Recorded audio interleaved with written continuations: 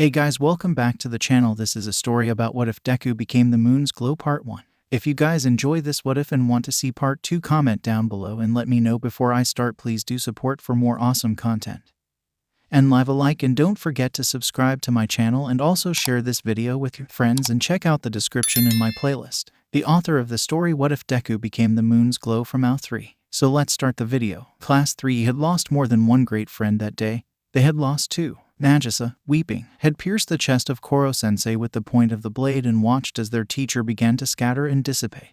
There was a final flurry of the particles that encircled Nagisa, a feeling of warmth enveloping him as he stared forwards. Then the particle cleared and there was no small, blue-haired boy left looking back at then. Karma only stared at the space where his friend had once stood, lost for words and grasping at any fleeting explanation his mind could muster up. It was as though the boy had appeared from nowhere, silent as anything as he suddenly landed as though falling with a graceful roll. He came up standing, blinking as he watched the cruel black eyes of that villain near him. All Might watched as he ran faster and faster, trying to catch up before anything happened to the boy who had arrived from what seemed to be nowhere. But there was no reason for concern. The boy kept on looking forwards, almost disconcertingly calm. He took a couple of steps that All Might could barely seem to see before walking beside the man, dangling the sharp, ornate dagger that had once been in the villain's now empty hand. Between two nimble fingers, the boy stopped for but a moment as All Might dazedly clasped the knife. "How?" he muttered as the boy, though All Might had believed he was a girl at the time, continued to walk. Noticing the still stunned villain, All Might resumed his job, making quick work of the task at hand, before running up to the retreating back of the child. He was about to call out to him before the boy just stopped, head turned upwards as he looked contemplatively at the telephone wires that networked above them. Within a moment, he had sprung upwards. He didn't fall back down. Startled, All Might looked up, just in time to catch a flash of a dirty, scuffed trainer as it fell to the ground and the barest trace of pale blue disappeared over the top of a high-rise building. All Might picked up the trainer. The laces were undone and there was a sort of glistening powder that refused to be rubbed off of the white canvas material, prominently stained brown with mud and crimson with what All Might could only hope was not blood. Then he set off, springing up and trailing the strange teenager. He may have found the perfect candidate for the heroics course of Yui. He couldn't give this kid his power.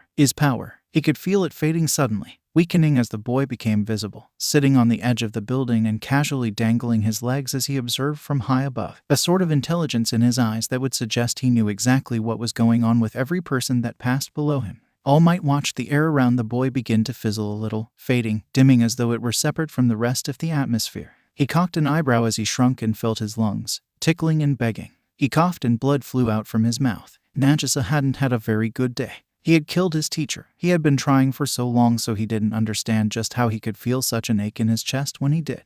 The hot tears felt as though they were searing his porcelain cheeks as they spilled unrelentingly. Then the world had spun in that flurry of glistening particles before disappearing behind them. He stood there still, blank faces and gazing forwards into an endless white void. A voice echoed across the open space, calling on both high and deep tones at the same time, somehow both melodic and monotone. "It's been a while since I got the privilege of observing such a promising prospect as yourself," it said. Try as he might, he could find no sign of its source. "What?" He called out to nowhere in particular. He continued to stare into the abyss, beginning to feel as though it were returning the favor with much rigor. "Yes, promising. Now, allow me to tell you a tale of heroes and villains, of knots of twine and fate, of the lives you will soon be entering." And the voice told him exactly what it had promised to before a door appeared.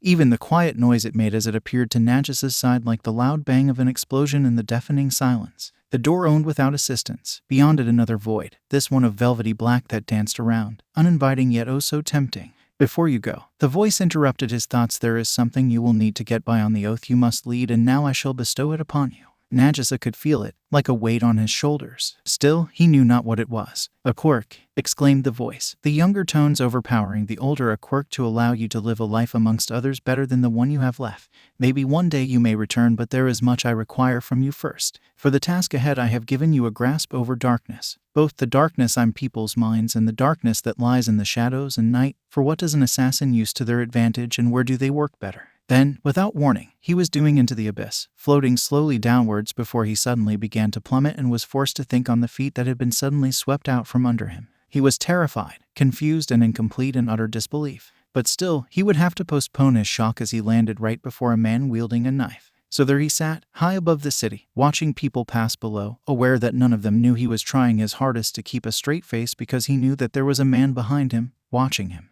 I know you're there, he said at last, eyes briefly flickering over the emaciated frame of the observer. They looked taken aback but still hesitantly approached. Toshinori did have to wonder why it was this way. Why he met promising children upon rooftops, true form on show, knowing he may well regret it all. The first of these children was, of course, Midoriya Izuku, who had been promised the power of All Might after he trained himself into the right shape to use it. The second was the strange child who did not look at him but still looked expectant somehow.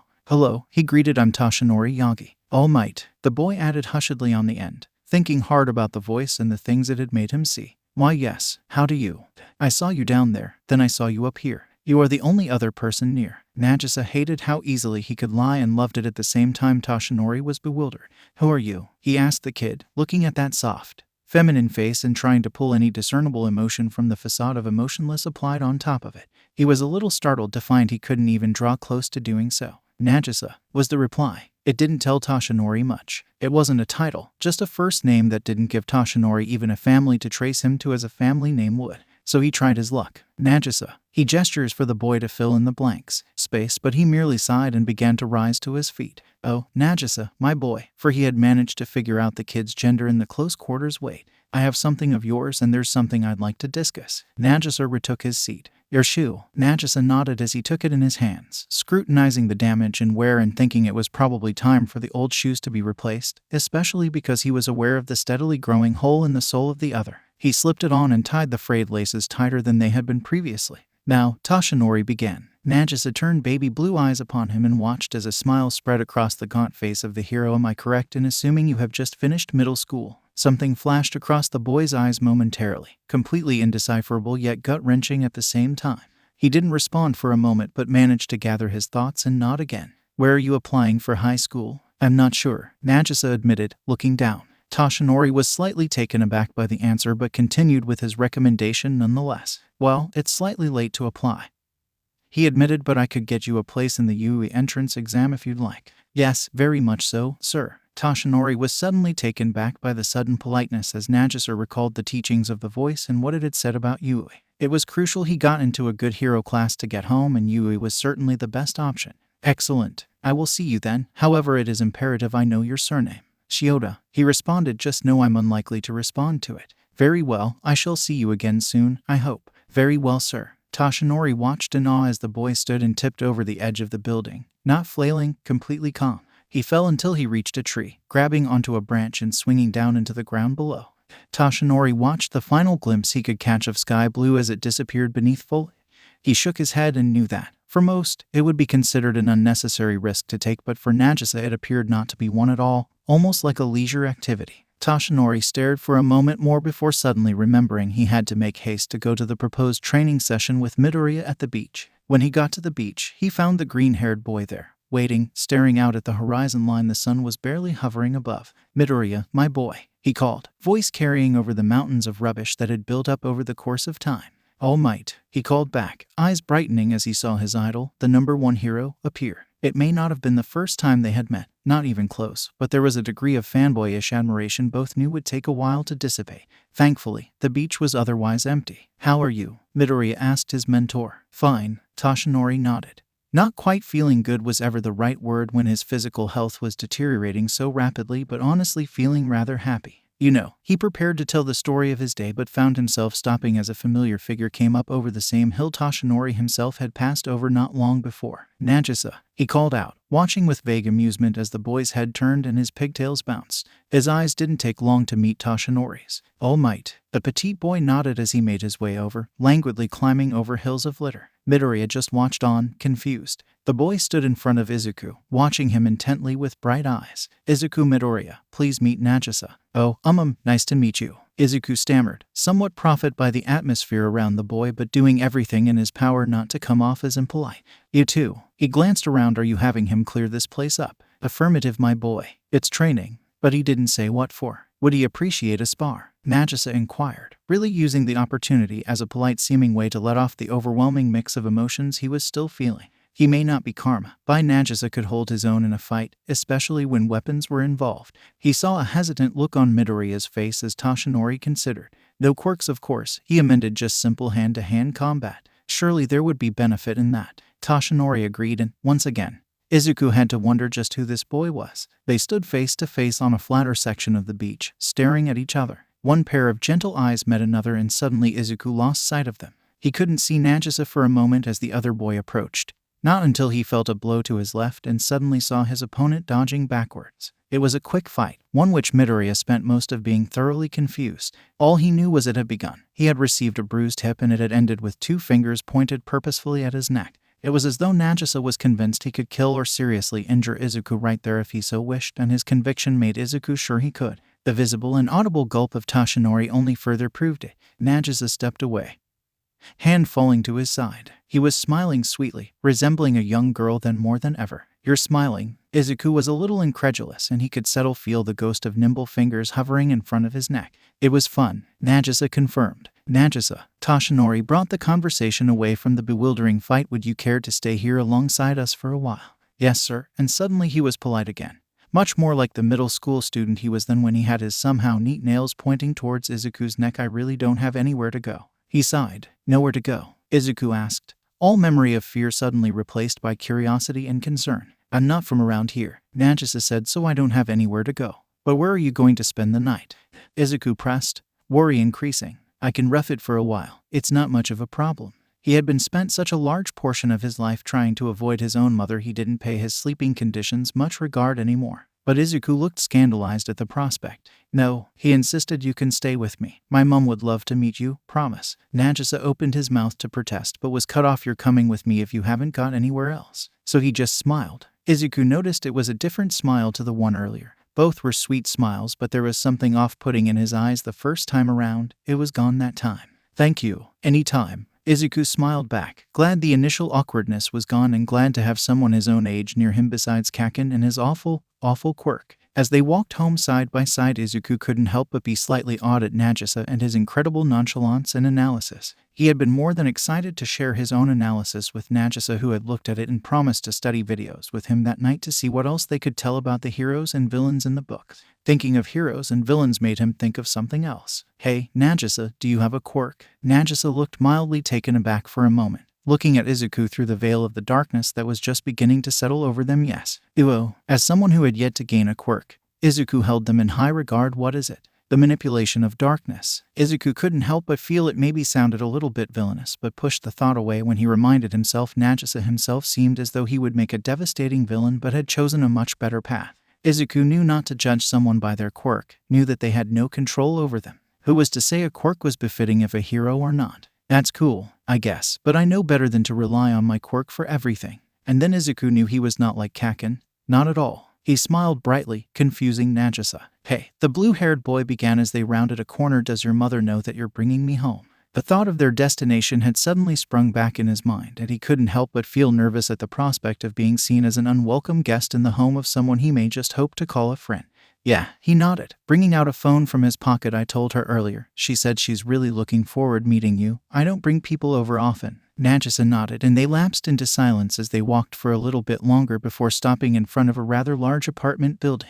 "Mum, I'm home," Izuku called as he walked into the apartment. He took his shoes off by the door and Nagisa followed suit, catching a glimpse at the hole and deciding he really needed new shoes. "Welcome home," a cheery voice called from the kitchen. A moment later, a short, smiling woman was there in front of them, wearing a slightly dirtied apron and with green hair tied up. "You must be Nagisa." She smiled sweetly. "Yes, ma'am. Thank you for having me, Miss Midoriya." "It's not a problem, dear, but please call me 𝐒𝐭." "All right, good. Now are you boys hungry?" It was then that Nagisa realized he wasn't quite sure when he had last eaten. Izuku answered with an enthusiastic smile while Nagisa nodded subtly, smiling again. Izuku could tell Nagisa was a little bit uncomfortable. The other boy was eating slowly, not engaging in conversation unless asked a direct question and constantly scanning the room. Izuku noted how his eyes would pause as they passed the doors and windows. "So, Nagisa," he begun after a while had passed and the silence had grown heavier and even the gentle taps of chopsticks against plates and glasses on the table sounded like pounding artillery. Nagisa tore his eyes away from the window and the steadily darkening cityscape beyond. The vanilla moon rising in the sky was whole. He looked at Izuku and a fraction of that discomfort faded, his head cocked to the side slightly, the action reminiscent of a puppy. "Are you planning on going to UA? If I can get in?" Nagisa nodded. "I'm assuming the same goes for you." Yeah. He smiled and caught his mother doing the same in the corner of his eye. I've wanted to get into the heroics course there since I knew it existed. Me too, Nagisa chimed, glad to have been able to tell something that wasn't a lie but, at the same time, didn't give him away. He honestly wished he could talk about what had happened, where he had come from, but he knew he couldn't.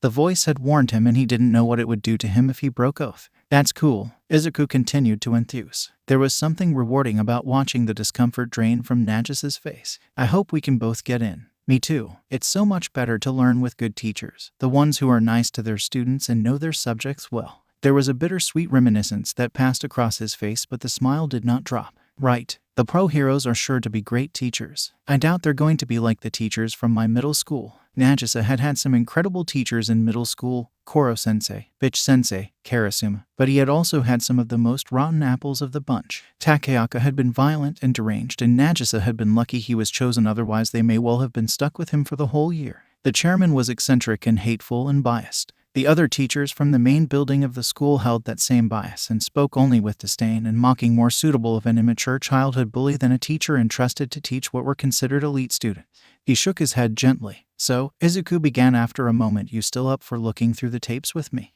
And Nagisa's smile brightened. Absolutely. He picked up his plate and moved it to the sink as Izuku did the same. I have a bit of practice picking out weaknesses and looking for strengths, no matter how insignificant they may seem. You look for heroes' weaknesses. If they're up against a villain with a quirk that gives them a particular advantage, they're going to need backup. If they have any habits, they can only work on eradicating them if they know they're there. And suddenly the lies tasted bitter, like they were burning Nagisa's throat. They were like poison. I do too. I don't think it's strange, but everyone else seems to think it's abnormal.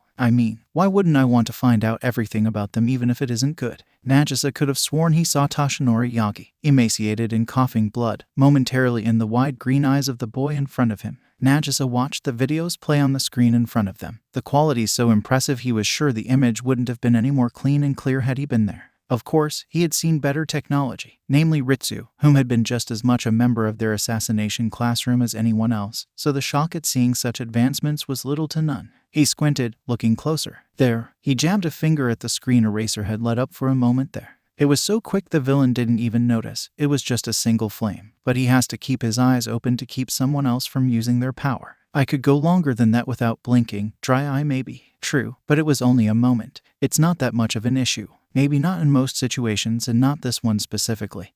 But against someone with a speed-based quirk, that split second may just give them the chance to distance themselves enough to run, either away or to back up of their own. Eraserhead doesn't have the most useful quirk in solo situations anyway, not to mention his disadvantage against mutant types. Of course, Izuku agreed as a gentle knock sounded thrice at the wooden door. Honestly, Nagisa had been rather surprised upon entering the room, or, more accurately, All Might Shrine. The room was full of the same blindingly bright colors and visage of the same person, the very same Izuku knew personally, repeatedly plastered upon any surface where it could possibly be. He turned to Izuku with his signature deadpan expression. As always, it was ignored. Boys. The knocking on the door was 𝐒𝐭, who had since poked her head around the door. Nagisa wished his own mother had the same motherly qualities. The soft eyes and smiling, dimpled cheeks. Wrinkles that were beginning to form of evidence of smiles and laughs rather than of scowls and grimaces. A sweet voice that did not feel as though others unbearable to listen to. Little more than a facade, and homage to the wonderful mother she just might have been had he been born her daughter. Sure, he had since spoken to his mother, forced her to accept his existence, but he couldn't force her to be happy or proud or welcoming. Issa Nagisa. He was pulled back into reality by a soft call of his name. Oh, sorry, Mrs. Midoriya. 𝐒𝐭. She corrected again. I was just asking if you would like some hot cocoa. I'd love some. All right. By the way, Izuku mentioned you weren't from around here. Do you not have any belongings with you? That was the first time he realized he didn't. The voice had equipped him with knowledge and understanding of the world he was in, but had given him no material possessions, not those from his house or entirely new ones, merely just what he had on his back at the time. No, she smiled again, and Nagisa pretended he didn't see the trace of pity. Well, that can be fixed tomorrow. We have a few spares of things that you're welcome to. Izuku grinned at his new friend and mother. Sure, he had felt awful a lot of the time when he was growing up. He had felt useless because he had been told he was useless, but it had never once been the fault of his mother. Maybe he had vague memories of being a small child recently labeled quirkless and his mother's soothing voice saying things that did not soothe him, but that was not the intent behind the words, and he had to acknowledge her mistake. But his mother, whenever he came home bullied and bruised, would hug him and comfort him. He wasn't useless, they were wrong. The heroes he admired would see that when he made them see that because he would win against fate and make them see it.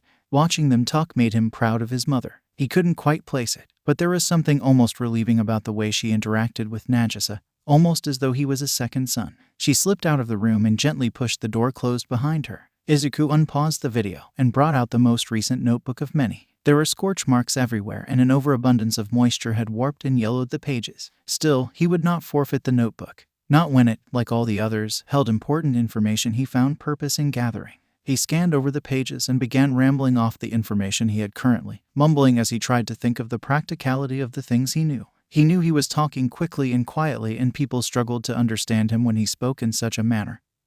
But he couldn't help it. Besides, it didn't seem to matter too majorly with the company that he was in. Nagisa, though Midoriya didn't know it, had enough experience with all manner of eccentric people to consider monotonous personalities the interesting ones, and had been required to learn how to deal with all the quirks accompanying each. The morning was a mild one, and Izuku was up as early as he had been every day since All Might took him under his wing. He had been slightly concerned for Nagisa, whether or not the boy would go with him so early in the morning, and about his ability to cope with exercise so early in the morning. He shouldn't have been. Nagisa was up as soon as he was in, Izuku remembered suddenly. Had proven his ability to cope at least somewhat the day before. They jogged side by side down the partially lit streets, cast into contrast by the bright, colorful gaze of the rising sun that only hit some corners of the world below it. There was a cool breeze that ruffled the pigtails Nagisa had tied up with a sense of haste and a slight bit of annoyance when he realized how close one of his hairbands seemed to be to breaking. That was just another stupid menial thing that needed replacing. Much like the ruined shoes on his feet, it was hardly as if he could borrow a pair of Izuku's, as he had the shirt and shorts he was wearing. They were certainly similar in height, but their proportions carried drastically. Nagisa had been forced to tie the drawstring of the shorts as tight as he could to keep them around his narrow waist rather than falling to his ankles. He was slim and slender in a feminine way his mother had probably rejoiced about for years. Izuku, due to his training, was much more visibly muscular. The exchange of shoes would have been much worse to accompany his stocky frame. Izuku had large feet and hands that seemed as though they would fit the quirk he was going to receive. Nagisa still had a sort of elegance about him when it came to his appendages. Even his physical appearance appeared to be tailored to his rather unusual talent for assassination.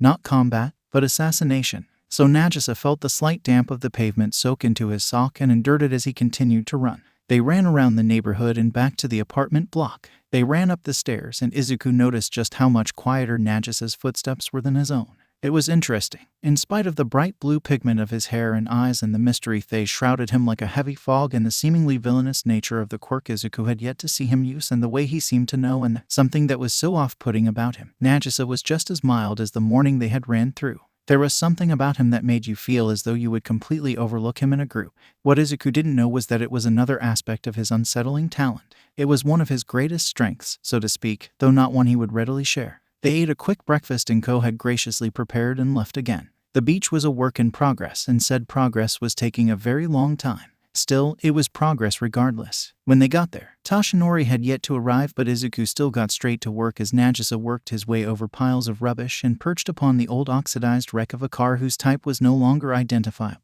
He absent-mindedly twisted an old bit of glass, worn down by the waves of the sea that had eventually washed it back up on the beach, between pale, slender fingers. Toshinori arrived about 10 minutes after them. "Midoriya, my boy," he grinned, skeletal face stretching. "Keep it up." "Yes, sir." "Hello, Nagisa." "Hello, sir. Any particular reason you came down with young Midoriya this morning?" "I was hoping to get some practice with my quirk." "Well, sitting on an old beat-up car won't help. Come here, my boy." Nagisa flung himself down and over the portion of the field of rubbish in front of him. He landed in front of Toshinori, who changed into his All Might form, complete with his signature heroic grin. "Well, go on, young Nagisa." He distantly remembered the day before when the boy had told him not to use his last name, and was careful to be mindful of that request. Yagi Toshinori could be called a number of things, but spiteful and mean-spirited was not one of them. Nagisa cocked his head. "No hand-to-hand. All Might clarified attack me with your quirk." It was then that he realized he didn't know what it was he was asking to have directed at him. It wasn't what Nagisa had wanted, a request to attack with the quirk he didn't know how to activate or control. He grimaced and winced before he watched the world dim and the edges of his vision go fuzzy. Then a multi-layered voice called out dizzyingly, and his focus returned, and his vision was clear, and he could swear he could physically feel the cool presence of the many shadows adorning the extremely uneven surrounding.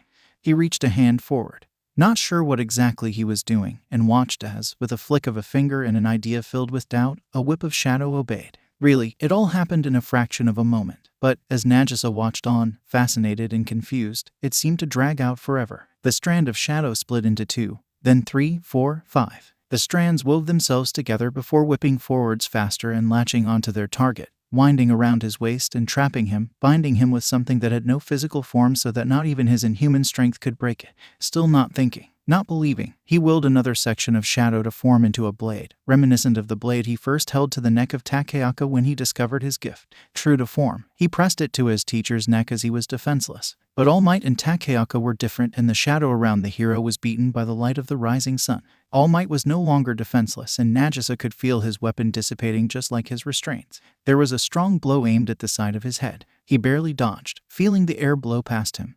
Vaguely aware a single one of his hairbands had snapped and half of his hair was now spilling over his shoulder. A talent for assassination rather than combat didn't help him then. He hadn't utilized all the advantages of that talent from the beginning, and suddenly he felt lost. He looked around in desperation and his mind went blank. He wasn't aware of the coaxing instructions of the multi-tone voice until they were gone, and he suddenly felt cold, alone, abandoned, and more confused than he had to begin with.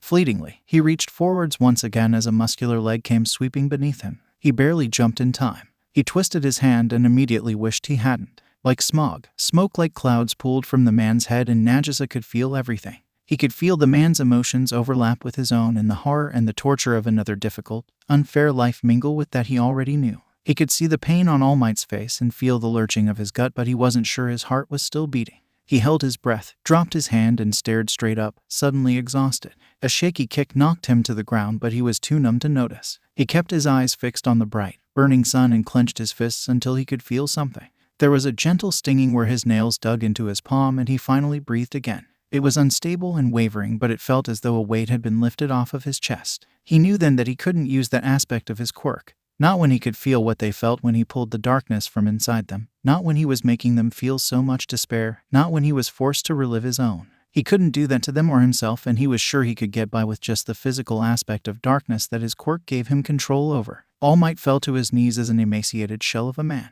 He managed to calm the shaking, skeletal hands clasping at blonde hair as he looked at the boy. He had faced consequences of the power himself and was muttering weakly, staring straight ahead as though he himself was not aware of his own actions. Toshinori tried very hard not to listen to his delirious ramblings, but couldn't any longer when he heard assassination, repeated thrice before being followed with mother, mother. He shivered and did not press. He couldn't repress the feeling that told him that it was a villainous power, a vicious, torturous, terrifying power. Still, with a bit more control, for there was something that felt very unfamiliar about the way Nagisa handled it. It could be a great aid to their cause, but only if he kept on the right side of the cause. Toshinori mounted the hill in silence and watched in awe as a final scrap was cleared from the beach, expanding away past the boundary he had set for his student.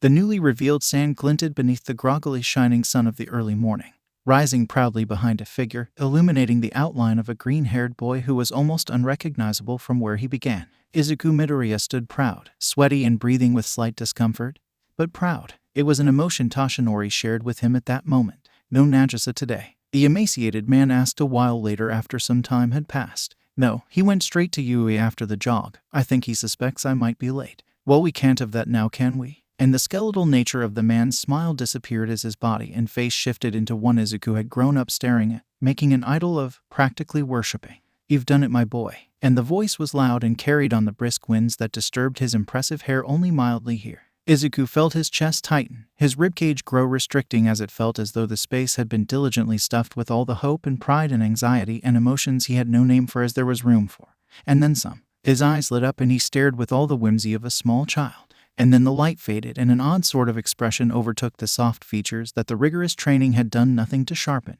Eat this, the familiar voice urged with full confidence, a lock of blonde clasped between two fingers. What? Izuku couldn't take his eyes off of the strand despite wanting to desperately. That's how the power is transferred. Through DNA. All Might clarified, confidence unwavering. Why hair? Why? Izuku mumbled as the hair was transferred from hand to hand before being tentatively placed in his mouth. He screwed up his nose and didn't even try to chew as he swallowed. He coughed and gasped and begged and prayed for water. He could feel each individual strand making swipes at his esophagus and tried his best to regain his composure in spite of it. When he got to Yui, he couldn't locate Nagisa immediately. While the other boy had sworn to him over text only moment before that he was by the entrance, he had been drowned in the sea of ever-moving, restless hopefuls. Another step made Izuku one of them. He couldn't hear much distinctly, the surrounding chatter all merging into one conglomerate of words that did not exist and sentences that meant nothing. So, he turned to his thoughts for distraction and found himself grinning as he kept his eyes fixed ahead, straight ahead at the top of a head of blue hair.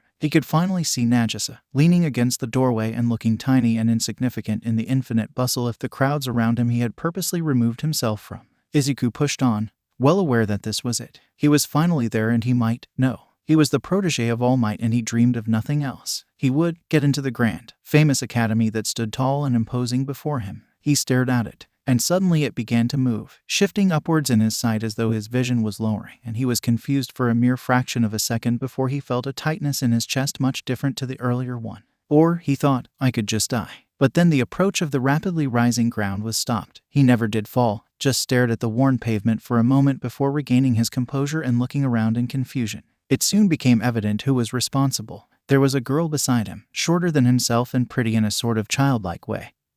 He supposed cute may be a more fitting word. Her hair was cut at her chin and her entire being seemed to be made up of gentle curves as though there wasn't a single harsh edge on her. There was a permanent blush on round cheeks that dimpled with the bright smile she flashed as her eyes glittered with what may have been a trace of nervousness. She hopped back. Oh, sorry, I probably shouldn't have used my quirk on you without permission. I just figured it'd be bad luck to fall before the exam.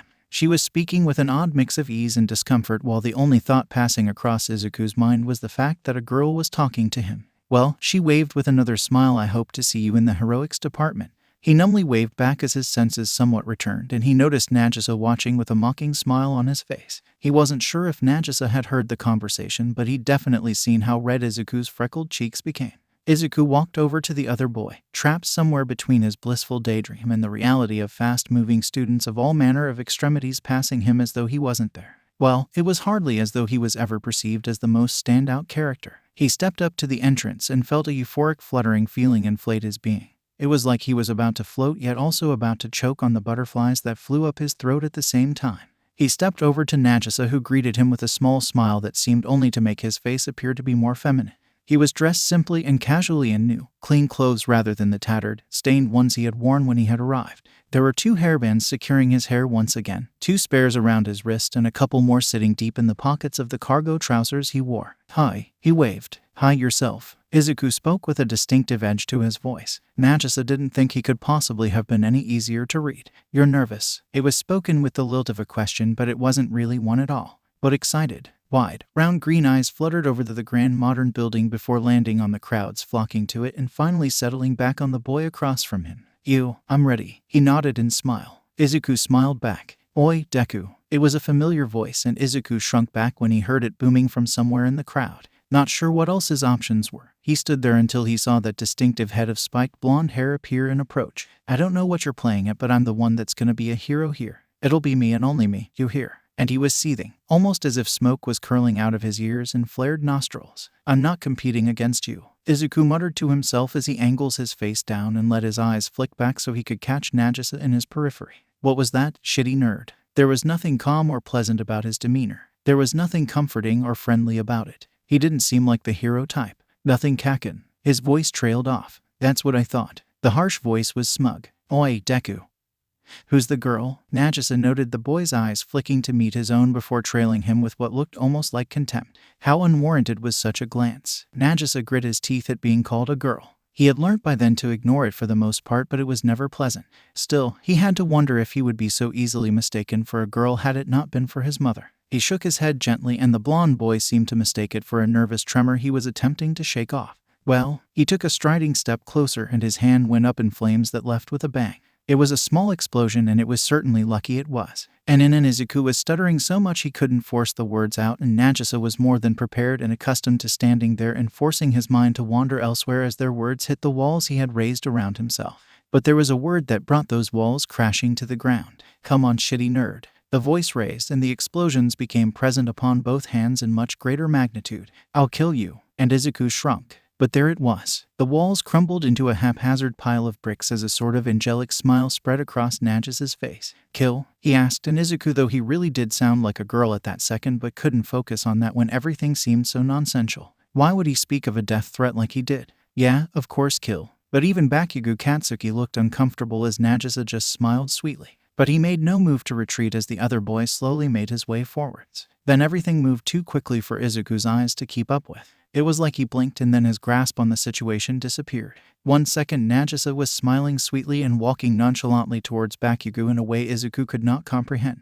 The next he was next to 𝗵𝘃𝗫 and in control of the situation. 𝗵𝘃𝗫 even went so far as to look confused as he tried to stare anywhere but Nagisa's still smiling face or the pale fingers and well-manicured nails that pointed threateningly and precisely at a spot on his neck. Izuku could see his breathing. He could feel the same spot of his own neck pulse with a cold sort of numbness. He knew then, as he ran a smooth hand over smooth skin, that Nagisa was definitely aiming his finger with purpose and knowledge. He gulped. Nagisa, Izuku called as his mind, after a moment, caught up to his eyes. Like that, Nagisa stepped back and he was calm. He twisted a spare hairbands between nimble fingers in what Izuku could only interpret as apprehension.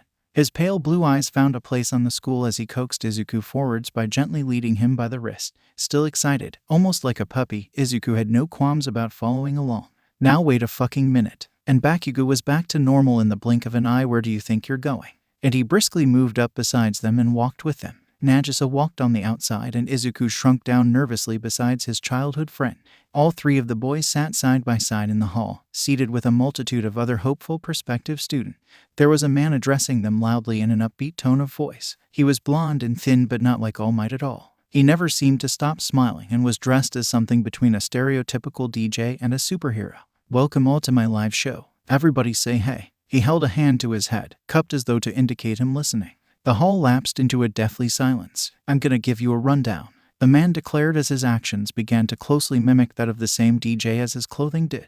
Are you ready? And, again, it was as though he were speaking to a hall of ghosts as he failed to elicit a reply. But, regardless, Izuku was shaking. He pressed his hands to his face, over the mouth that had split into a wide smile, and began to fanboy as though a switch had been flipped on. Oh my god, it's the voice hero Present Mic. I listened to him on the radio all the time. Shut up. 𝗵𝘃𝗫 instructed sharply as Nagisa just looked over and chuckled slightly. Now pay close attention. The voice was animated by what should have been grossly falsified enthusiasm but seemed almost like a personality trait coming from him. We'll be testing you by having you do 10 minutes of practice at our replica city district. He waved his long arms. Take what you like and gather at the designated spots after the presentation.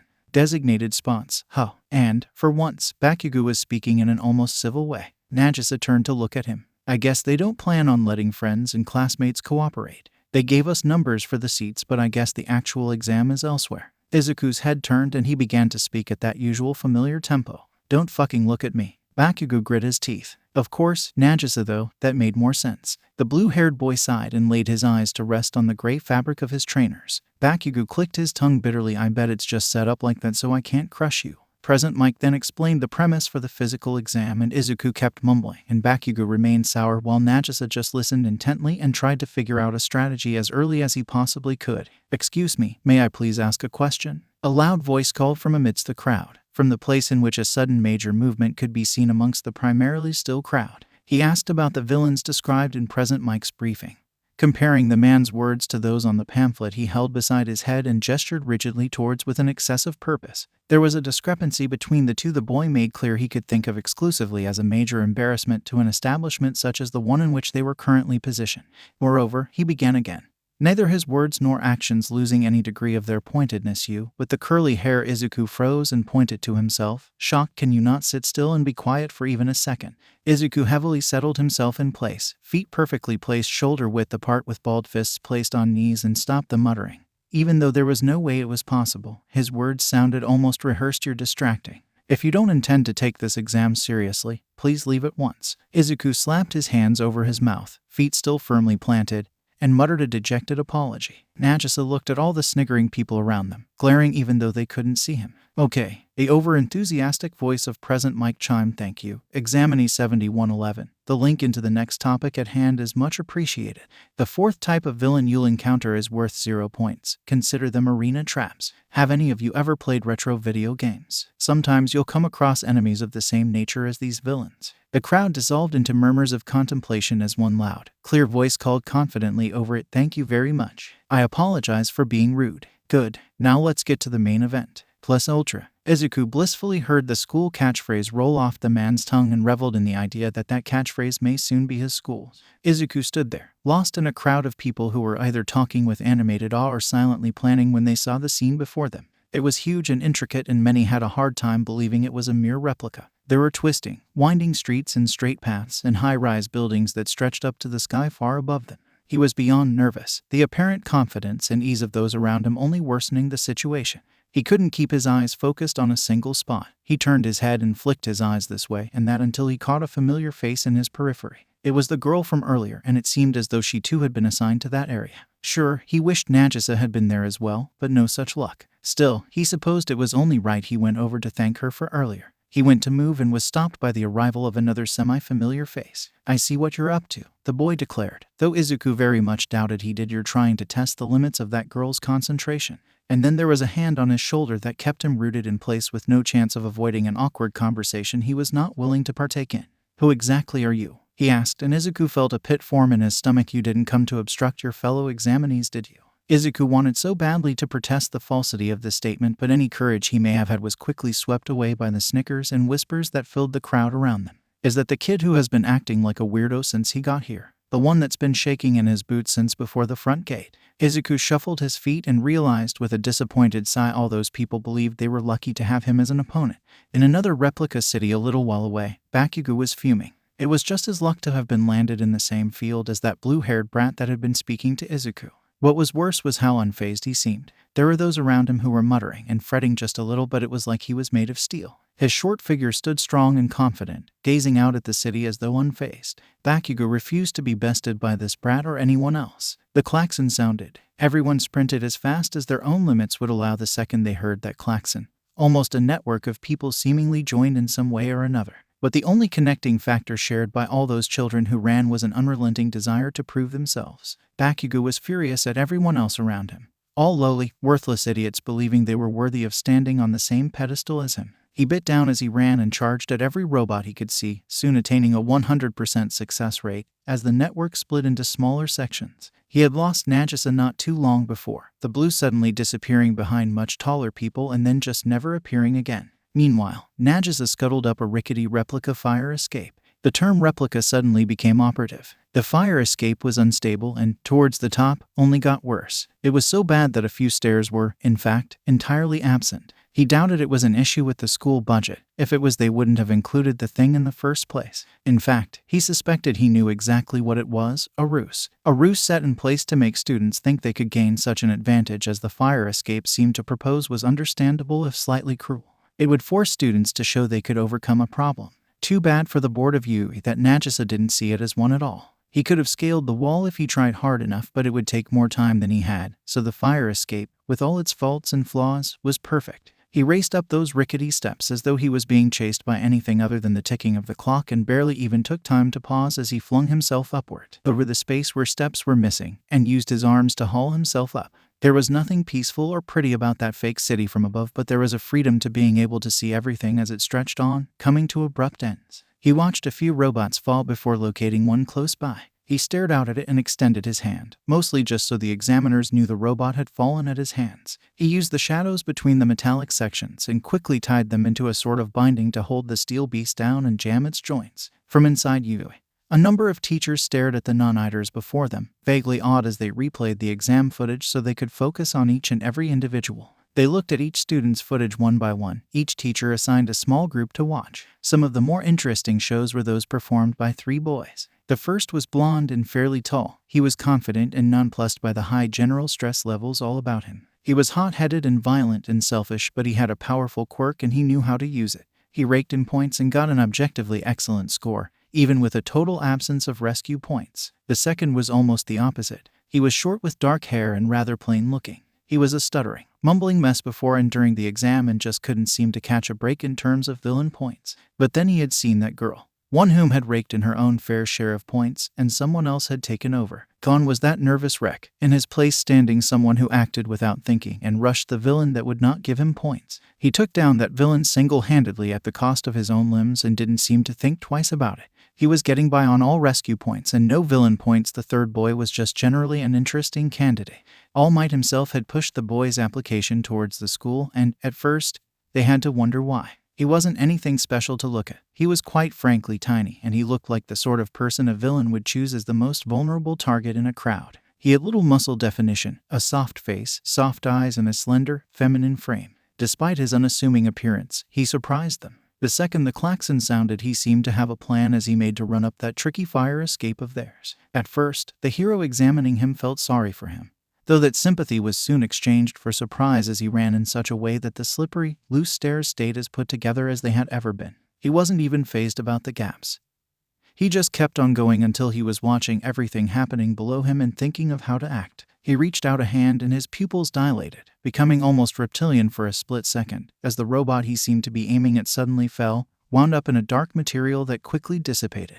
The pattern repeated over and over again, intermittently being disrupted by shadows stretching to help other candidates, picking up debris and allowing them escape, pushing falling villains and rubble away from those it may crush, nudging applicants out of the way of imminent danger. By the end of it, the boy had gathered a number of points, seeming decently worn out by use of a darkness-orientated quirk in such a brightly lit environment as the one in which they had placed him. The end came, and the first of the three boys grinned smugly as he mentally tallied his points and examined the destruction he had caused. He gently hit his hands against one another, a final explosion going off in an almost celebratory manner. The second boy was very much unconscious, sprawled out against the cold ground, ready for a quick, quirk-based treatment to rectify his broken, mangled, purple, bruised limbs that dangled from his body like they were little more than an afterthought in the mind of the one who had pieced together the image. The third panted a little as he stood and stretched and wiped the sweat from his head with a faintly shaking hand.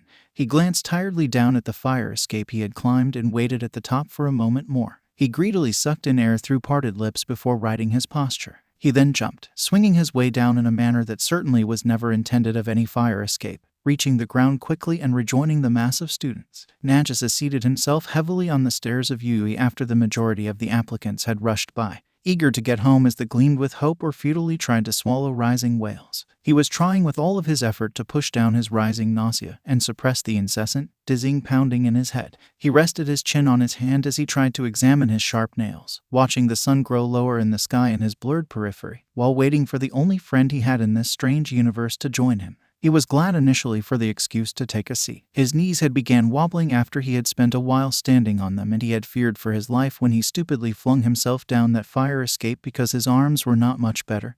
But he got worried after a short while. When he did see Izuku again, he had to admit the other boy was a mess. He did not seem all too happy, not too hesitant to tell Nagisa why. "I think I managed to get by with a decent score on the written exam," he began. Nagisa thought back to said test. Glad for all of Koro-sensei's teachings and the knowledge from that weird, multi-toned, inhuman voice, but that stands for nothing with that goose egg score I got on the practical. Nagisa felt his heart sink a little bit. He knew Izuku would get nothing but abuse from his classmates when they found out about such a fact as that one, and he knew better than anyone what that was like. So, Nagisa began after a few minutes of walking in silence, only accompanied by the indistinct trails of nearby conversations and their own footsteps, or, rather, just Izuku's care to tell me what actually happened. Nagisa listened in silence, not wanting to tell Izuku about his own successes and trying to ignore the way the world still swam a little as a result of him overusing his quirk. He wondered faintly how his friends from his assassination classroom would have fared. In fact, he wondered how they would have been altered to suit the new world he'd been dumped into. He wondered what their quirks would be. Would they be tailored to suit them? Would Karma's be as brazen and overtly dangerous as him? Would Mihara's be as flashy and attractive as he? The sort of power that was enough to attract friends in spite of all other misgivings. Would Keanu's be as deceptive as she had turned out to be? Unassuming at first, seemingly good for a good cause but not dangerous or very powerful, but then revealing itself to be so much more. Would Isekai's be perfect at a glance and even a stare? Would a thorough examination reveal a single downfall that dragged it down? Nagisa wondered, but supposed he would never know. Before long they had reached the Midoriya residence once again. Before a rather downtrodden Izuku could even place a hand on the door handle, the door was flung open. 𝐒𝐭 Midoriya came rushing out of it, encircling her son in a hug before breathlessly asking how the day went. Before they answered, the boys were led inside. "Hello, Mum," Izuku greeted. 𝐒𝐭 immediately noticed Ho's saddened tone. "Hello, 𝐒𝐭," Nagisa greeted. He had had it drilled into him so many times that the kind woman would not accept him addressing her formally. So they sat down in a warm, cozy living room and talked about their day. Izuku went first. He tried to sound at least somewhat upbeat, like he wasn't that sad about the fact he felt as though his lifelong dream had been violently pulled away from him, but he also didn't sound upbeat, and that was not his goal. After all, he knew it was hopeless. Still, this wasn't just a day for him. It was for Nagisa too, and he had yet to hear how his exam went. He didn't want to make the other boy feel guilty if he had done well, so he forced down his disappointment and sent Nagisa a weak, wavering smile. "How did your exam go?" he asked politely after he had shared the story of his own clear failure. Nagisa had been dreading the moment he was asked. He didn't want to make Izuku feel bad, but he didn't see any way around it. For once, thanks to all the mental and physical training from his assassination classroom, he was somewhat confident in his success in a test. "I think I got by with the written test well enough," he began. Izuku looked at him in intrigue, hoping their practical experiences weren't similar and wanting all the best for his friend. "I felt kinda sick after the practical," he admitted, sky blue eyes farting to the side to avoid Izuku. "But the test itself?" "Well," 𝐭 rested her elbows on her knees and leant forwards. "It went well." Nagisa licked his chapped lips and moved his eyes from a random spot on the wall to 𝐭. "I think I might have wasted some time in the beginning," he admitted, hindsight kicking in, "but I'm not sure whether or not I would have been able to get by without that vantage point." He wrung his hands as he finally looked back at Izuku, both friends shifting in their seats. "Not that I expected them to be as mean as they were." He stopped talking there, instead gazing contemplatively at the hard floor, faintly cold feeling through his socks. "Mean?" Izuku was intrigued. He didn't really think of the test itself as mean, more like necessary, even if his own hadn't gone as well as he had hoped. Nagisa made eye contact and nodded, proceeding to quietly hum a tune Izuku did not recognize for a moment before he spoke again. "I guess that's the right word. They could have just left out the detail if they were gonna set up a fire escape they didn't want anyone to climb." "Why would they do that?" 𝐭 asked softly. Nagisa knew his own mother would have seen it for what it was, another layer to the test designed to weed out the weak, almost a trap of sorts. So he told 𝐭 exactly that, a trap. He answered softly, "After all, if anyone came up with that idea and then couldn't go through with it, they'd have to adapt to the situation and be quick about it. Besides, that would have been a pretty major vantage point, perhaps not accessible to most unless their quirk accommodates for it. Still mean." 𝐭 added. "True," Nagisa admitted. "So what did you do?" Izuku leant forwards in his chair, suddenly feeling as though he were on the verge of being relayed important information about his somewhat enigmatic companion that he would rather like to make a note of. "I went up the fire escape." He shrugged lackadaisically. "But you just said that was impossible." 𝐭 leant on the arm of her chair, resting her chin in her hand and glancing over at the blue-haired boy who had begun to shake his head, smiling slightly. "Not at all," he admonished. "I said that they had tried to make it so." "Meaning?" Izuku had drawn his notebook and a pen which he was eagerly tapping on the lined paper. Nagisa chuckled. "They skipped a few steps, made the framework dangerously unstable. If you can climb well, you can get past it." "Well," Izuku repeated, supposing Nagisa's definition of the word differed from his own. "Sure. I got to the top of the building and I could see exactly what was happening over a large part of the grounds. I could do a lot from there. Damn near fell on the way down though. I got to sit for most of it. I guess I didn't realize just how much energy I was exerting until I was seeing spots and wasn't sure when I had gotten back to the ground." "But you were good," Izuku insisted. "You'll be fine." "Thanks." Nagisa smiled, silently wishing he had a similar message he could say to his friend whose eyes were hovering somewhere between the ground and his notebook. Absent.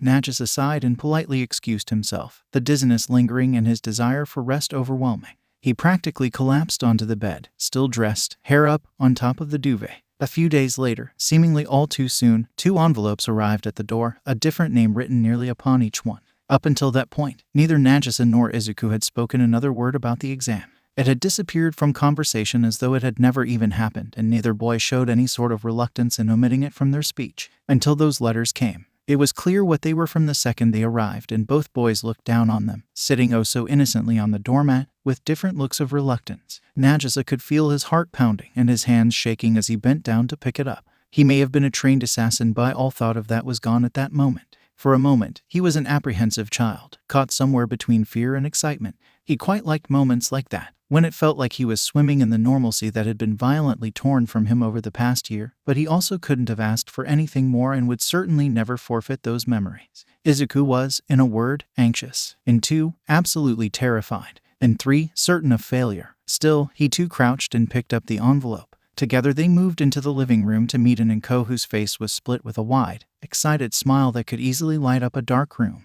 They grinned back shakily. "Well, go on," she urged, seeing neither boy made a move to open the letter. If it's okay," Izuku began, wringing his hands. "Can we open these in my room?" Of course, they made a three-way exchange of kind, polite smiles. To Nagisa, it was bittersweet. If it was his mom, she would have raced to the door before he got the chance and torn open the letter from the school that rejected her, and either rejoiced as she watched her dreams finally come true, or berated him in every way she could as he pretended not to care about everything. Her violence, his rejection, her absolute hypocrisy, he could anticipate every last bit of it. He shivered and unknowingly crumpled his letter slightly. 𝐭𝐞 noticed the action as he left the room, eyes flitting quickly to his hand. She narrowed her eyes. Izuku insisted Nagisa should be the first to open the letter, and so, with a final deep breath and lingering moment of hesitation, he tore it open. Suddenly, an image popped up. There was no written letter, rather a large hologram of a very familiar man with a wide smile and comic book features. "Nagisa, my boy," he began as he did with all conversations. He didn't take too long to get to the results and continued in afterwards, but Nagisa didn't hear anything after the announcement. He got in. He got in. He got in. He stared forwards dumbly until his place on the results table from the practical popped up, and Izuku watched his eyes widen and face explode into a myriad of emotions that soon died, leaving Nagisa looking as though he had short-circuited. Izuku had the strange urge to laugh at his friend's face, but then saw the cause of the expression and mirrored it. First place. Nagisa Shiota, first place. In his delighted surprise, there was something about that board that Izuku missed. There were two separate categories for points. Izuku felt himself tugged back to reality none too gently when Nagisa recovered from his own shock enough to push Izuku to open his own letter. He didn't want to. Didn't want his suspicions to be irreversibly confirmed. Didn't want his quickly disappearing dream to fizzle out entirely. But he had to. Time wouldn't stop for him, and he couldn't reverse it either. So he had to let events take their course and break the seal on the envelope. He watched the familiar face of All Might appear again, still all smiles and enthusiasm, though he had no desire to. Izuku listened to the words All Might spoke, completely unaware of Nagisa listening intently from behind him. The projected image shifted from All Might to a familiar teenager. The girl from the exam. Nagisa gently put a hand on Izuku's shoulder as he leant forwards. They watched as the girl tried to share her points with Izuku, attempting to push him into the heroics course. Then something else happened. It turned out there was no need because there was a hidden side to the exam.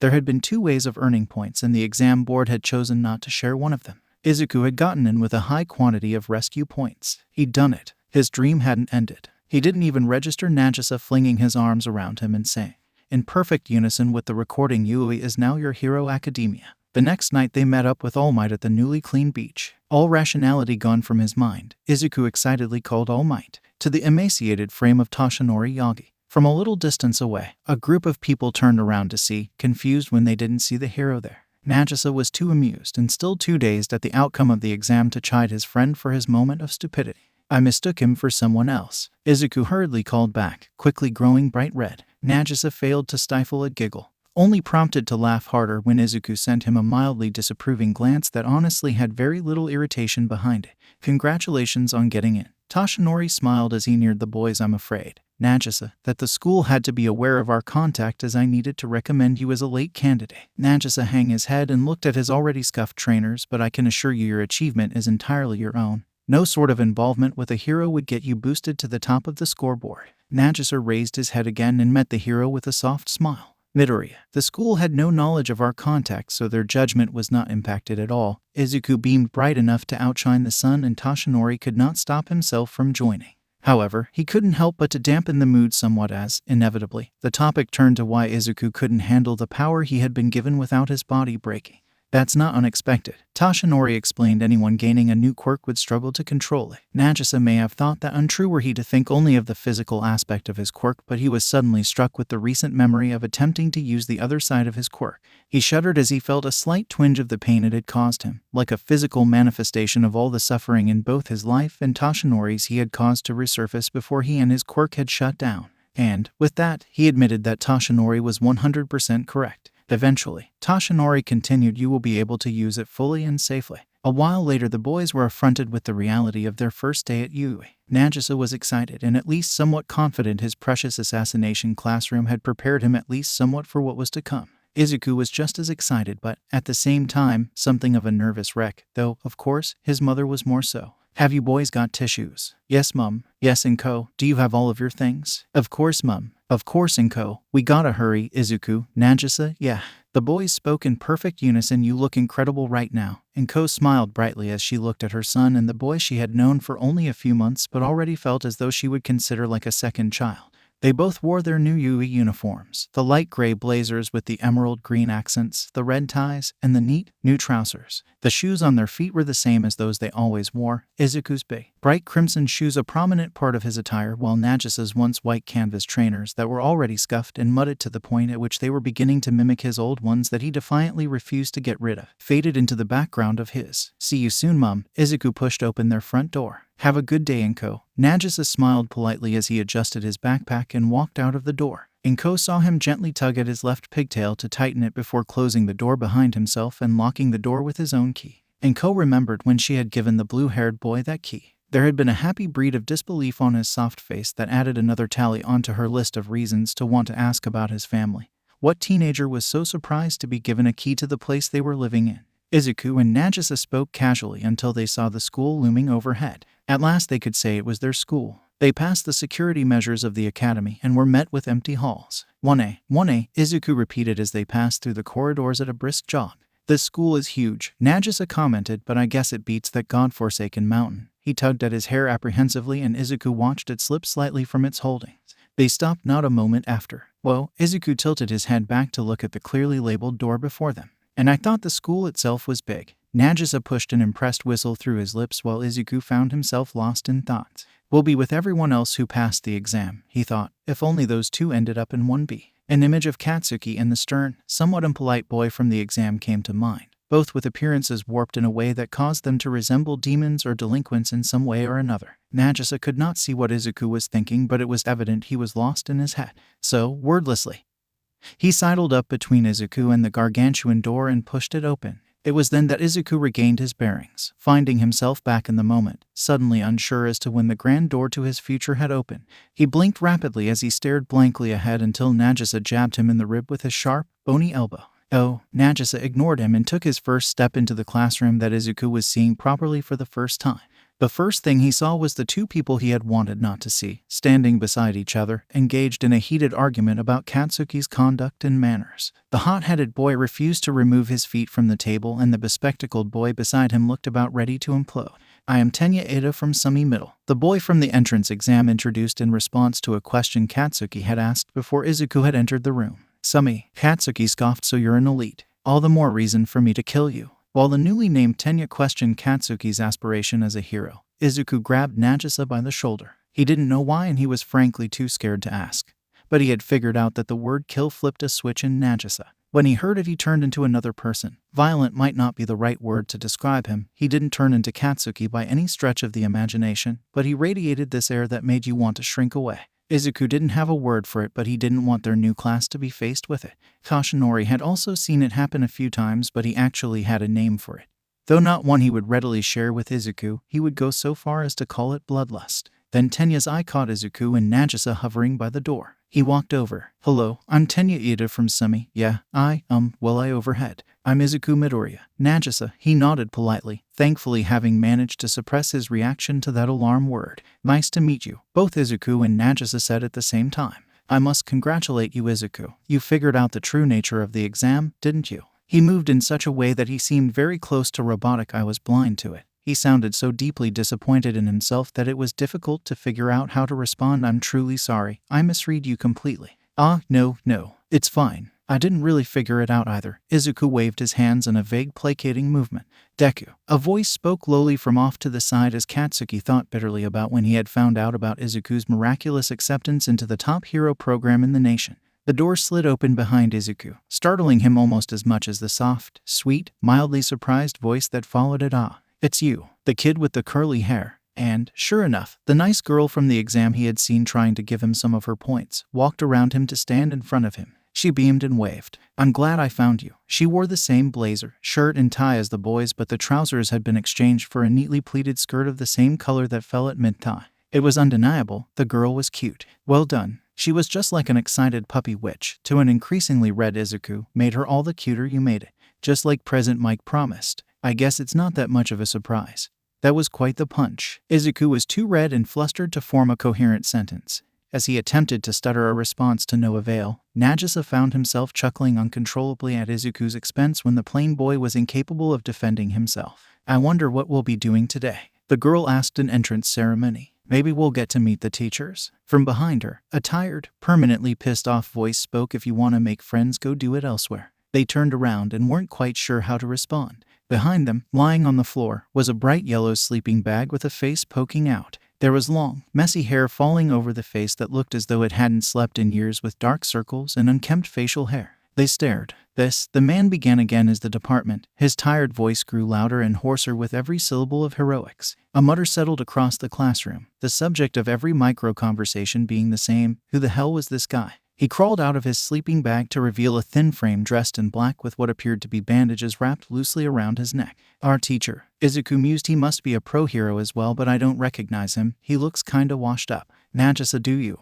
The layered voice in Nagisa's head spoke to him. Eraserhead, I think, he responded, knowing full well that he was more sure than he indicated. He's Eraserhead. Well, I guess it's not like I've seen any recent clips. I'm Shouta Aizawa, your homeroom teacher, he introduced. He gave the students no time to question him before he dug something out of his sleeping bag. Put these on immediately, then meet me on the PE grounds. They did exactly that, their class joining back up on the wide open space after each of them was dressed in their school-issued sportswear. Nagisa awkwardly adjusted the collar of his outfit.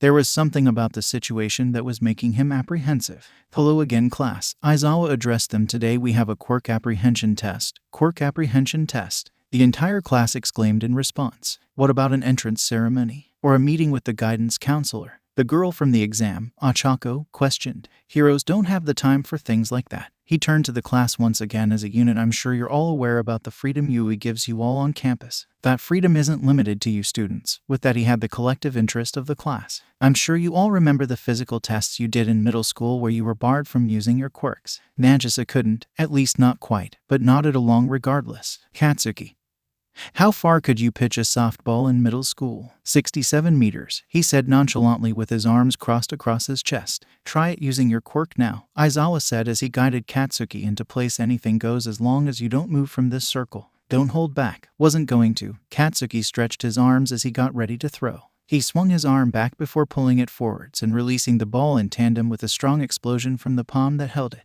Die, he shouted as the flames from the explosion burst into the air around him. The scorched ball fell to the floor and the little machine in Aizawa's hand beeped. There was a clear reading on its small screen, 705. 2. We must know what you're actually currently capable of to provide us with a starting point, Aizawa explained.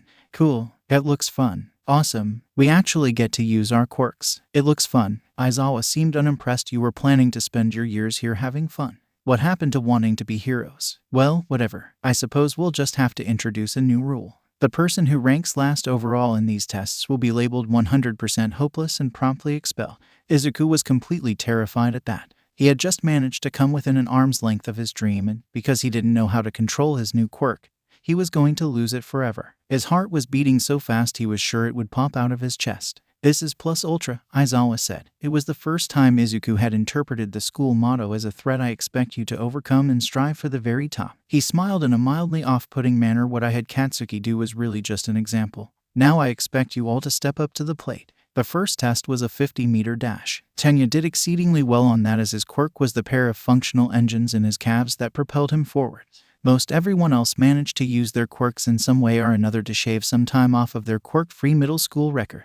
The next test was grip. Shoji, with his many transforming arms, was in his element with that one. The following trials were the standing long jump and the side steps, followed by the pitch, in which Ochako managed to achieve a score of infinity. Izuku knew that the pitch was his last chance to get a good score, and he had no time to think of a good way to do it. He glanced over at Nagisa, who was talking to a wiry kid with tape elbows whose name Izuku did not know. It was a good thing he wasn't paying Izuku that much attention. If he were, there would be so many stern, disapproving looks that Izuku would reconsider his reckless plan. He charged up his arm and got ready to throw the ball. But, right as he let go, the power disappeared in a flash. 46 meters, what was that? I erased your quirk. Nagisa was right. You really are Eraserhead, Izuku mumbled under his breath. He looked up at Nagisa for a moment and was met with the exact expression he had expected. Izuku found himself being lectured about being useless as a hero if he constantly needed saving himself. Izuku had another chance to pitch, but he had to do it without crippling himself. He noticed somewhat that Tape Boy had been apologetically placed on the sidelines for the time being so Nagisa could focus his undivided attention on Izuku.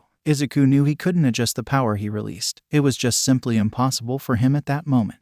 If he couldn't adjust the power, he needed to adjust something else. He needed to adjust his strategy. He needed to adjust where he released the power from. This time his arm did not fizzle with power. Not a single inch of his being did until the very last moment when he poured his power into just a single finger and let it push the ball. Aizawa looked at his screen, 705.3. He then looked back at Izuku, who was clutching his hand. He stopped soon after, straightening his back and looking at Aizawa with a grin. "I can still move." His grin was eagerly returned. Then he heard voices from his classmates. "Yeah, you did it. Finally a good score." Ochako called. "Your hand is swollen, like your limbs after the entrance exam." "What an odd quirk," Tenya mused. "Not stylish enough." An annoying kid called Aoyama scoffed. Katsuki, on the other hand, didn't know what to do. He simply couldn't compute any way in which the useless Izuku had suddenly gained a quirk.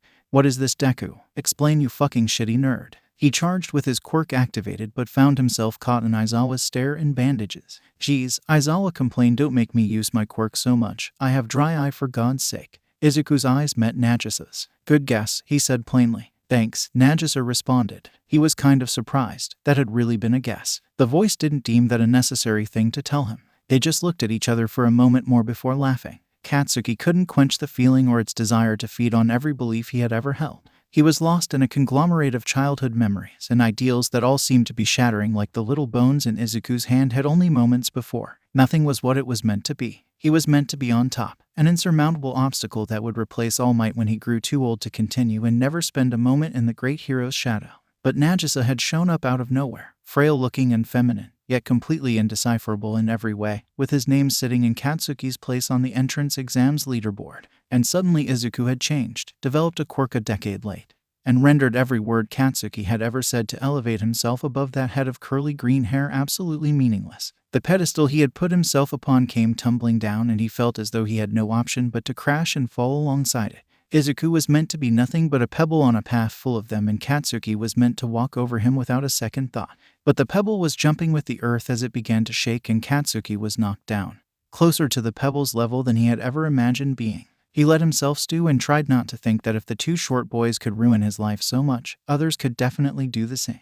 Even without them, Katsuki was never as close to the top as he had been telling himself. And the results table from that bullshit expulsion game was a testament to that. There were 3 names above his, and it felt like rubbing salt into the wound. Momoye Urazu at number 1, Shoto Todoroki at number 2, Nagisa Shiota at number 3, Katsuki Bakugo in 4th. He wouldn't even make it onto the medal table. Best? Who the fuck did he think he was kidding? Izuku left school completely exhausted after a brief visit was paid to Recovery Girl. Nagisa had been right by his side as soon as he left the medbay.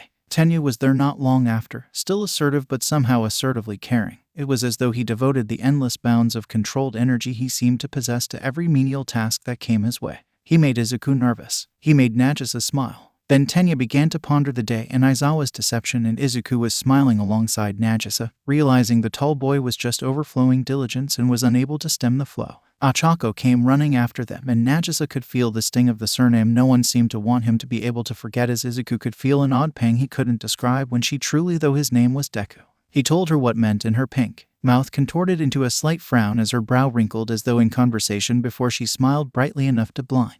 "I like it." Her voice was both soft and strong, and Izuku felt himself melting into it as heat burned his face from the inside out. "It's like saying never give up, you know." "Hi, I'm Deku," Izuku spluttered, suddenly glowing an impressive scarlet. Tenya called his name in an attempt to bring him back to his senses. Nagisa just looked at him with his signature deadpan expression. Tenya tried to remind him it was an insult, but Izuku was having absolutely none of it. "It's just like Copernicus when he flipped the paradigm." It was Ochako's turn to splutter Copernic who, and Nagisa couldn't help but laugh at the absurdity of the conversation. It was high and sweet. Izuku had began to notice it as soon as he met Nagisa, but he was still not growing any closer to understanding it.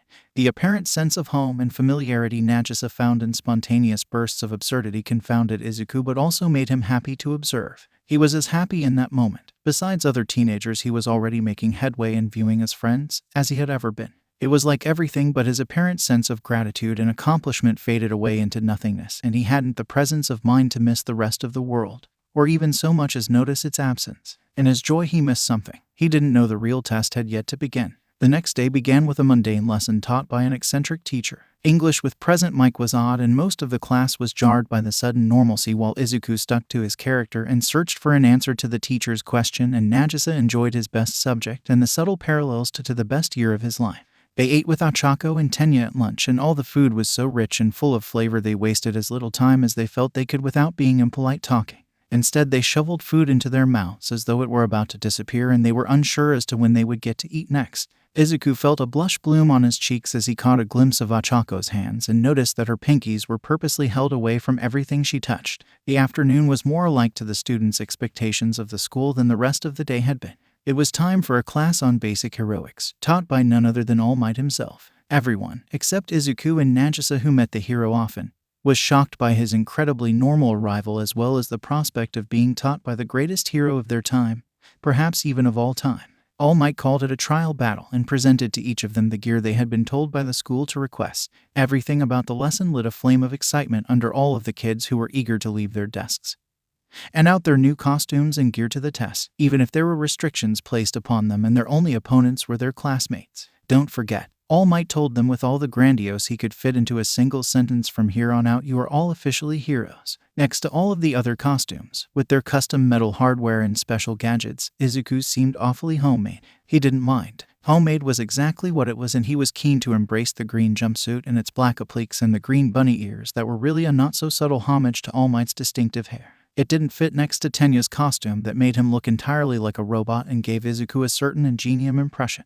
It didn't fit next to 𝐒𝐿𝐵's skin-tight catsuit, bulky metallic belt, and thigh-high boots that were even bulkier than the belt. It didn't fit next to Nagisa's pitch-black long-sleeved shirt that clung tightly to his skin and the military-style trousers in the same color, or the well-stocked utility belt slung across his proportionally wide hips with its pockets full of all sorts of things Izuku probably didn't want to know about. His forearm guards that looked like silver snakes winding over his shirt sleeves, and the pliable leather fingerless gloves that seemed to be there to protect his palms. It didn't fit at all. But nothing was going to be able to make Izuku fall out of love with it. All Might smiled at them all collectively. Let's see what you kids can do. Most acts of villainy are committed indoors. Imprisonment, house arrest, the black market, kidnapping, you get the gist. All Might melodramatically introduced the concept of the task any intelligent villain would choose to lurk in the darkness. Nagisa almost smirked. The darkness didn't really protect anyone, it just made them vulnerable. You'll be separated into groups of heroes and villains for a 2 versus 2 team battle. Since you'll be fighting each other rather than robots this time, it should go without saying that destruction and potentially fatal attacks are not allowed. There was a sudden influx of questions from the students, all except one about a cape coming from Aoyama being about the task at hand. All Might explained it a little bit further before pulling a box out of nowhere and declaring that the teams would be decided via lottery. Nagisa really didn't trust his luck, and Izuku couldn't say he had much faith in his own. Regardless, at first their luck seemed to be holding out just fine while 𝗀𝗏's seemed to be faltering. Izuku was paired with 𝐒𝐿𝐵 and Nagisa was with Momo, whose costume he would look at and find it to be nothing but impractical. It looked like its purpose had been to expose as much skin as was possible, but Nagisa, ever one for analyzing since he had grown up learning to tell how his mother felt like treating him and had spent all of last year cataloging Koro-sensei's weaknesses, could see better ways to do it. The slit from her clavicle to her navel didn't really expose all that much skin. She could, perhaps, pull it open, but that would mean having to expose herself. He also couldn't tell what the purpose of the belt skirt was. It certainly wasn't modesty in any utility. It could be made more easily accessible by displaying it in another way. A sports bra and workout shorts with a proper utility belt or paneling similar to that of her belt built into the waist of the shorts would have been better. Poor 𝗀𝗏 ended up with Katsuki. He radiated intense hostility that he secretly really hoped was an adequate mask to hide his insecurity behind. It made him uneasy to watch the buxom girl who was better than him and the blue-haired boy who could claim the same standing next to each other. They both looked so calm and composed that it pissed him off to no end.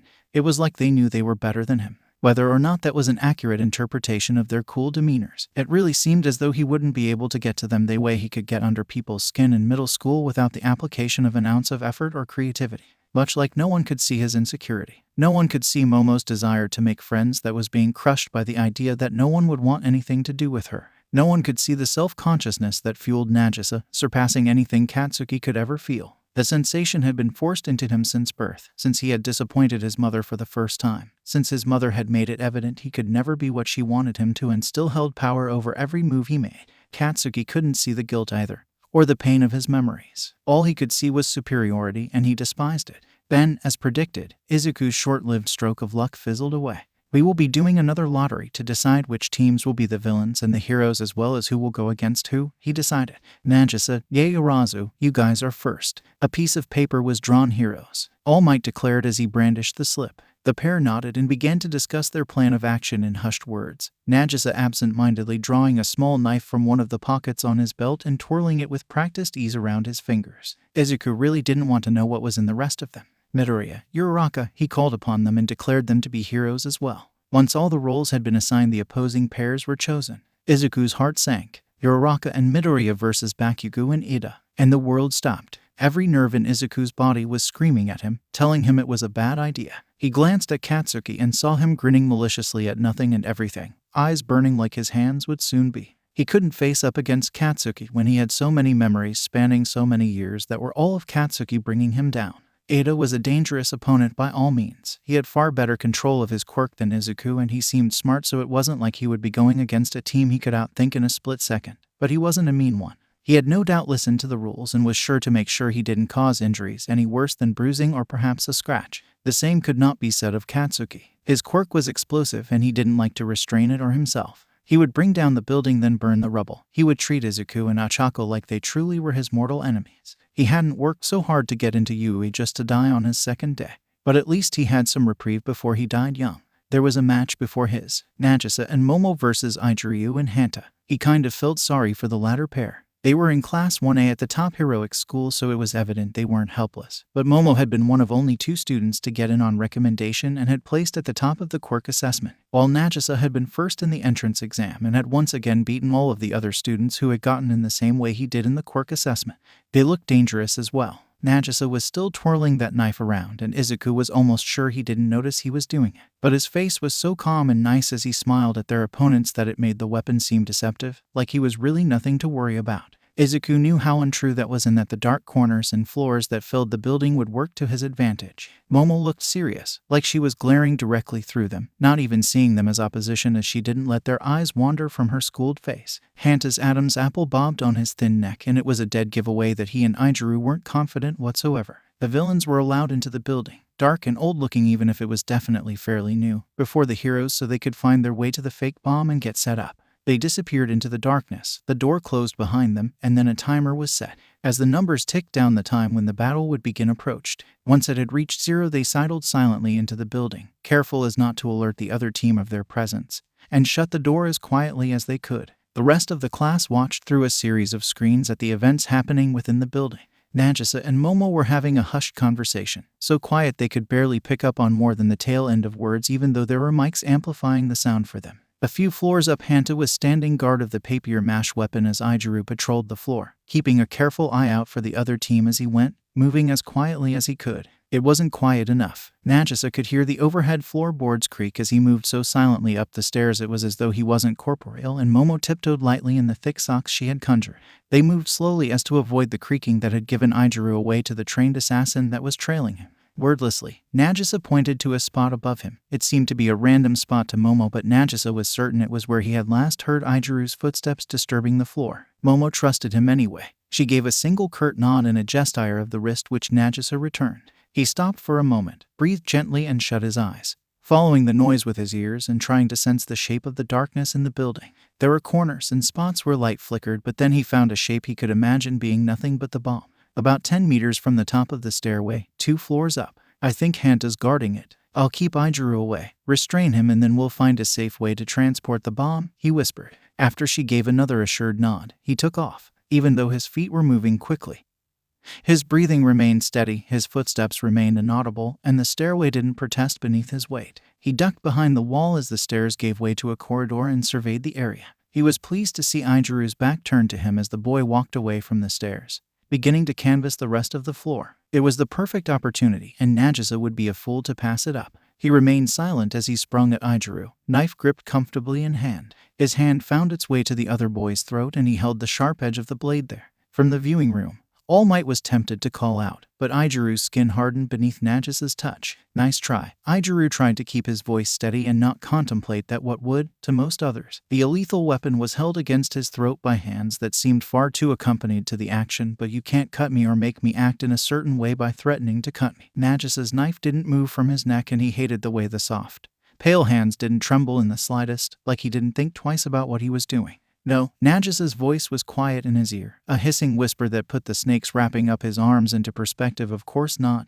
The instruction was no lethal attacks. doesn't mean I can't distract you. 𝐈𝐺𝐻 could practically hear the shrug in Nagisa's gentle voice even if he couldn't see his narrow shoulders. He felt like ice was tearing through his blood as something gripped his arms and held him in place, snaking across his chest as Nagisa stepped back and the knife at his neck disappeared. He looked down as soon as there was nothing holding his chin up and was shocked to see tendrils of blackness enveloping him, quickly tying him in place with his ankles and wrists all bound together, his knees tied up as one, and rope-like structures binding his arms to his torso. He tried to cry out to warn 𝗵𝗃, but one last tendril snaked its way across his face and settled over his mouth like a gag, allowing him to say nothing. Then there was a box around him and he couldn't see beyond its pitch-black bounds. He was jostled as the box was seemingly lifted from the ground, and he tried to stave off panic as he knew he was helpless and could do nothing to aid his teammate. Nagisa heard a high-pitched whine as he focused on lifting 𝐈𝐺𝐻's box from the ground, disturbing the dust beneath in the process. It was a high-frequency audio transmitter Momo had created to play at a noise he would be able to hear but most others would not.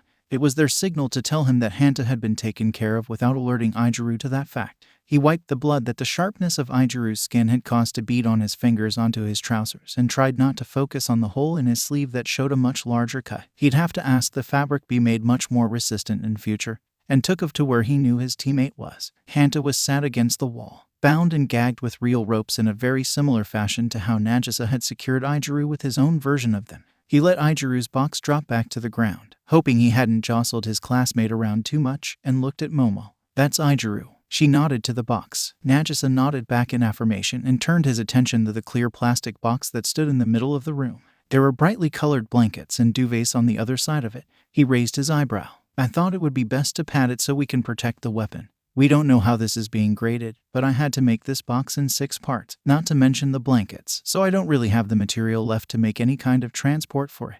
"Right." Nagisa made a little platform beneath it that he could lift, letting his control on 𝐈𝐺𝐻's box and binding fade much like the material around him slowly began to.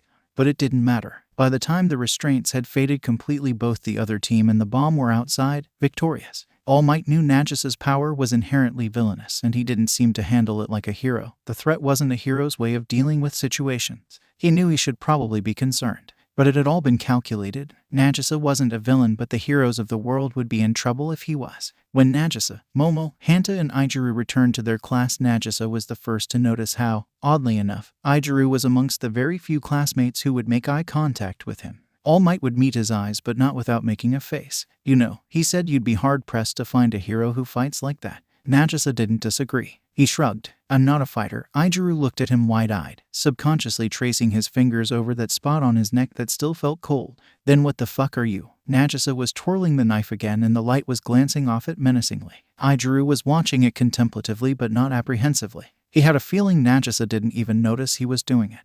Nagisa just shrugged again. His own voice mingled with the chorus in his head. "An assassin," he thought. He smiled sweetly, then grimaced as the blood trailing down his arm dripped to the hard tile of the floor. "Oh shit." 𝐈𝐺𝐻 noticed it. "Did I do that to you?" His eyebrows furrowed and the sharp points of his teeth flashed beneath his top lip. Nagisa waved his hand dismissively, suddenly catching sight of the expanding blood stain on his sleeve. He pulled a bandage from his utility belt and tied it deftly over the gash. The practiced nature of the movements wasn't missed by anyone who was listening in on the conversation, which was most of the class. "I held a knife to your neck," he reminded 𝐈𝐺𝐻. "I don't think I'm allowed to be annoyed. Besides, I'm not. But you did that knowing I wouldn't be hurt by it, and I actually hurt you. I've had worse." He shrugged. "He was doing that a lot, and I also put you in a box. You make it sound like you want me to be annoyed. We should get you to recovery, girl," All Might told him. He made a face. Something about the idea was making him uneasy. "You don't have to," he said quietly. "I'd rather watch the rest of this class than miss it sleeping off her quirk. You wouldn't be out for long, half an hour at most," Momo told him, wringing her hands in front of her and looking just slightly left of his eyes. "I'd still be missing valuable observation time," he noted. Izuku started, realizing he hadn't made a single note the whole time. His notepad was open on a blank page and his pen was loose in his hand. "Fine," All Might relented, "but you're getting that stitched up now. There's a portable screen you can take to the med wing. I'll go with you," 𝐈𝐺𝐻 offered, and Nagisa wasn't particularly against the idea, so he just nodded as All Might passed him the device. Izuku was turning green in the corner, knowing that his own turn was looming closer. 𝗳𝗏 was more focused on the needle passing through Nagisa's pale skin than the screen the other boy's eyes were glued to. It was both horrible and fascinating, and he wondered how Nagisa wasn't even flinching as Recovery Girl stitched up already irritated skin. Or he would have wondered had Recovery Girl not told Nagisa to take his shirt off so she could get to the wound without the fabric and the metal in the way. There were scars littering Nagisa's skin, and Izuku knew it would be impolite to ask or touch, but that didn't stop him wanting to. He sat on his hands instead. Recovery Girl had spent about 10 minutes trying to convince Nagisa to let her heal him properly, but he was immovable. He hadn't, however, explained why he was so against it. Izuku decided that was maybe a better question to ask him than where the suspiciously deliberate-looking scar on his shoulder blade came from. Nagisa made a face when he asked, like he was both thinking of what his honest answer would be and how he could dilute that answer for consumption at the same time.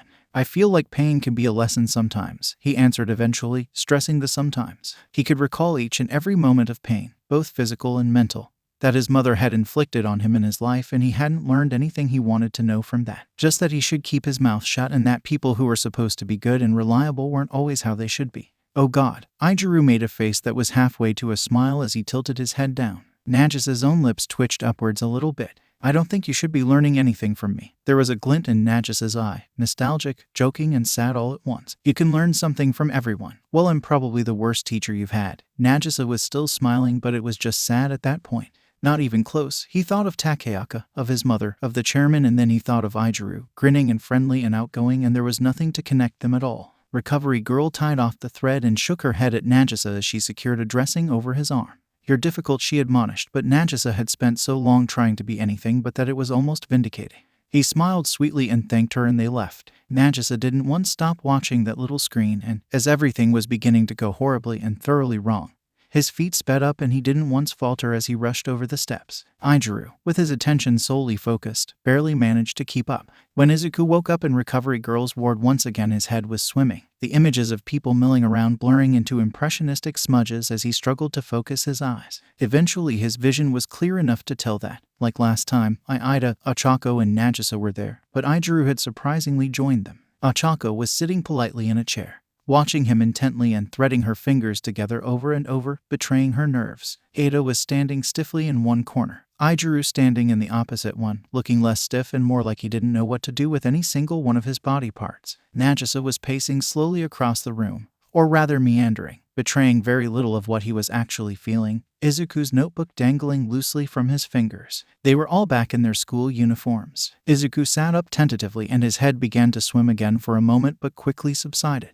Nagisa perched gently on the edge of the bed and Izuku couldn't even feel it shift under his weight. He reached over and passed Izuku the cup of water before placing the notebook next to him. Sorry for the handwriting. The pages are going to look a bit out of place, but I think it's legible. Your handwriting is neater than mine, Izuku told him, shaking his head and sipping the water. Nagisa stood up and started his meandering again. Izuku got up a moment later, trying to ignore the wrecked fabric he was clad in. He fished his shoes out from underneath the bed and his friends left to give him privacy to change into the school uniform draped over the back of the chair 𝐒𝐴 hadn't been sitting on. He opened the door to step out, aching but feeling much better than he had in the last moments of consciousness he could remember. Recovery Girl was standing there, staring up at him disapprovingly. You can't keep ending up here, she told him sharply but no meanly. Izuku nodded, tight-jawed and feeling like his own skin was a size or two too small. We're late, Nagisa told him when he rejoined his friends in the hallway. And there's not another train for a bit. We have time to go for a snack if anyone wants to. 𝐒𝐴 smiled brightly. There's a cafe near here, the food's nice and cheap. That works, Izuku agreed, suddenly very aware of the gurgling pit in his stomach. He supposed it was no surprise being healed had taken so much out of him. 𝐒𝐴. She turned and looked at him and he felt his face go red. Lead the way. He choked out, suddenly finding forming words difficult. Nagisa and Izuku snorted slightly then looked at each other. It wasn't an exchange Izuku could read, but he was glad Nagisa was making other friends when it seemed like he had managed to make most of the class scared of him already. Will do. She was red too, but, Izuku decided, she wore it much better. Here we are, she declared, throwing her hands around to present the storefront. It was small, well presented. There was a black painted door with a large window on either side making up the storefront and allowing them to see a few patrons sitting at round tables inside. They walked in and sat at the table nearest to the window, pretending they weren't aware of the looks people were giving them as they recognized the distinctive Yui uniforms. Nagisa ordered a coffee and a slice of cake. Izuku, 𝐒𝐴, and Izuku essentially attempted to consume as much sugar as they could in a drink and a snack, and 𝐈𝐴 ordered a black coffee and a sandwich. Nagisa sipped his coffee and watched over the white rim of the mug as his friends all talked, probably a bit too loud as they were attracting a lot of attention from other patrons and employees. Izuku ate his own cake in about 3 bites and grinned at Nagisa with his sharp teeth. Nagisa put his mug down and allowed Izuku to drag him into the conversation. They were laughing when Izuku's phone started ringing. He looked at the caller ID sheepishly. It was his mom. 𝐭𝐽 obviously didn't know where he and Nagisa were, and it was probably getting late enough for her to worry. Nagisa looked sheepishly down into the dregs left in his empty cup, picking at the icing on his cake with his nails. Everyone was silently rather glad he hadn't pulled out a knife and began to twirl it absent-mindedly in a public place. Sorry, he spoke more to the coffee-stained tabletop than Izuku. I don't know how to unlock your phone, and it's not like I have one to call her from. Izuku nodded. Yeah, that's fine. I'm sure she'll understand. She'll be fine, just a bit worried. Nagisa had two thoughts. 𝐭𝐽 would be much more than a bit worried, and he was definitely not used to having an understanding mother figure. Meanwhile, everyone was looking weirdly at Nagisa as Izuku left the table to take the call outside. Ochako knew her phone wasn't very good, but she still had a phone. And both she and Ida knew that Nagisa was living with Izuku because his parents lived a while away. Ijuru was relatively ignorant of his situation. You don't have a phone. Ijuru was the first to ask the question. Nagisa shook his head and put the mug to his lips even though they all knew it was empty. Don't your parents worry about not being able to contact you? He was quite surprised when Nagisa laughed and a bit taken aback when Ida told him he lived with the Midoriya. But isn't that worse? If you live across the country from them and don't see you in person, don't they want to talk to you over the phone? Nagisa shook his head and one of his hairbands snapped. He glared at it and fixed his hair with one of the spares around his wrist as his friends watched him waiting for an explanation. He was used to being in weird situations, and he was used to being regarded as weird by people who knew nothing about him, but those people were rarely friends and those situations could rarely make him uncomfortable anymore. He felt like there were ants crawling over his skin and the stitches began to feel like they were both itching and burning at the same time, but he knew better than to scratch at them. An awkward moment lapsed, but eventually his friends just fixed him with curious looks of pity. When Izuku walked in, he saw all his friends staring at each other in hollow silence and knew exactly what had happened. He had wanted to ask Nagisa so many questions about his life prior to meeting All Might, but he hadn't because brief moments of prying had proven thoroughly ineffective. It didn't look like their friends had had any more luck than he had. He settled back into his seat and tried to reignite the boisterous conversation he had left behind when he spoke to his mum, but there was something uncomfortable beneath its thin skin that was adamant about staying. Then a man walked in. He had a mutant-type quirk that made him look rather reptilian, his slitted pupils scanning the room with all the apprehension of a first-time villain. He had the claws on his right hand bared and a pistol clutched in the other, an empty bag over his shoulder. This was clearly going to be a robbery. Nagisa looked at him, wondering why he would possibly choose the small, inexpensive cafe that very clearly had a group of UE students sitting by the window. Oh, for fuck's sake. Nagisa made the face that Izuku was half surprised to see and half expecting to see in that moment. Nagisa cast out his hand once, and the hand from the man's shadow reached out and knocked the gun from his hand and dragged it away from him. Then he reached out his hand a little further, and the shadow of the man's spiked tail warped and wrapped itself tightly around his ankles. Ijuru knew from earlier that day that the restraints weren't corporeal enough to be noticeable by touch alone, so he was rather unsurprised to see the man try to step towards his fallen weapon and go careening towards the hardwood floor. Ijuru laughed. Izuku was stuck between unsurprised and not surprised at all. Ochako covered her face with her hands, and Ida was listing every stupid thing the thief-to-be had done wrong. The awkwardness of the conversation had faded a little, and slowly but surely they all started giggling as the other patrons stared at them with a mix of confusion, concern, and gratitude. Aizawa looked over Class 1A, face characteristically impassive. Izuku shifted in his seat as he looked at his teacher, trying not to think too hard about the stack of papers in between the man's hands. I hope you're well rested after yesterday, he told Bakugo with an edge in his voice that made Izuku recoil even though it wasn't directed at him. Bakugo made no outward indication of discomfort, but mentally he felt like he was unraveling ever so slightly. You're a promising student. You need to stop acting like a child. Aizawa spoke so matter-of-factly that Bakugo couldn't help the hints of a frown creeping onto his face. He made a low grumbling sound in the back of his throat as Aizawa moved on to the next student. Don't get cocky, he told Ijuru. You can't just assume you're invulnerable. He nodded. You're capable. It's impressive. Nagisa nodded at the praise, knowing there was a but coming. You need to be aware of how you come across. You're going to struggle being a pro hero who operates like an assassin. The look Nagisa leveled their teacher with made Izuku flounder a little, because his friend was smiling that same sweet smile he always did, and there was no hardness in his eyes, but there was defiance. It was an odd balance to strike, but Nagisa wore it like armor as he stared right back at the poor hero that taught them as though he were just another person. It's what I'm good at. You aren't an assassin, you're not a villain. You're a hero. Nagisa shrugged and tucked his lips inwards. I'm studying to be one. He made his way around the rest of the class before returning to his desk at the front. and Izuku's heart did not have long enough to stop its frantic pounding in his chest before he was facing them and prefacing an announcement. He had a feeling deep down, every time he knew there was some kind of news lingering within Yui, that something was about to go wrong. So imagine his surprise when Aizawa announced, instead of some pop quiz or superpowered fight until grievous injury, that they needed to choose a class president. Immediately the class began to vie for the position, not really knowing what they could expect from the role of class president in a hero school, but still excited at the prospect of leadership and some modicum of power. It was the first time that Izuku really considered, as he raised a bandage-wrapped hand that was shaking like a leaf in a storm no matter how much he tried to hold it still, that the superlative hero school was going to draw a certain type of person. The first person Aizawa looked at as the class all sprung to their feet was Nagisa, because he was, in spite of the chaos and the commotion around him, still sitting there, face comedically blank, with his hands folded. They met each other's eyes and both tried to pretend it didn't feel intrinsically wrong to find something completely unreadable staring back at them. There was an argument waging around them as they tried to decipher each other, and Aizawa, in spite of his tendency towards indifference, couldn't help but wonder who his student was outside of the hero whose conduct never matched the title. Or perhaps why he was the hero whose conduct never matched the title. Enough, Ida called to the room, breaking Nagisa and Aizawa from their staring match. This is madness. He clapped his hands together, joints tensed as they always were. We need to put this to a vote. That's quite a loft suggestion. I don't think we know each other well enough for that. Won't everyone just vote for themselves? Exactly. Which is precisely why Nagisa will have the deciding vote. Nagisa blanched as Ida made the suggestion. Or you could just ask me outright, he mused. We'll do that then, Ida decided, and Nagisa still wasn't sure that he wanted any say at all in the election.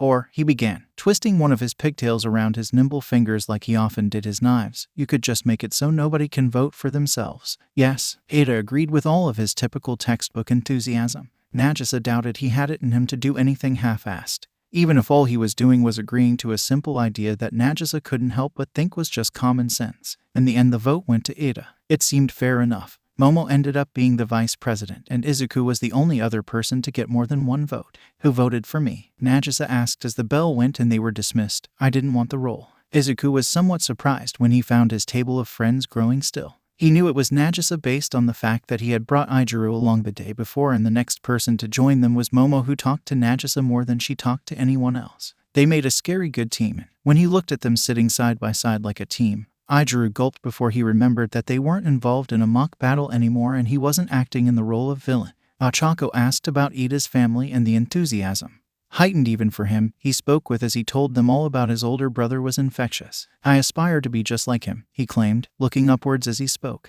When he looked back down he was smiling, open-mouthed, and his teeth were perfectly straight. The role of class president is the perfect first step.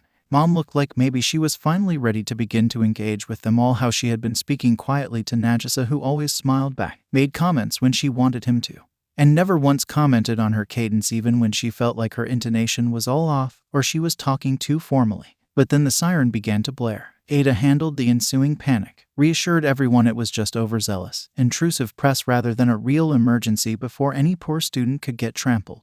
It proved to anyone who still had doubts that he was perfectly suited for his role, and Izuku smiled at him from behind his hands as he addressed the class, and congratulations went up all around him.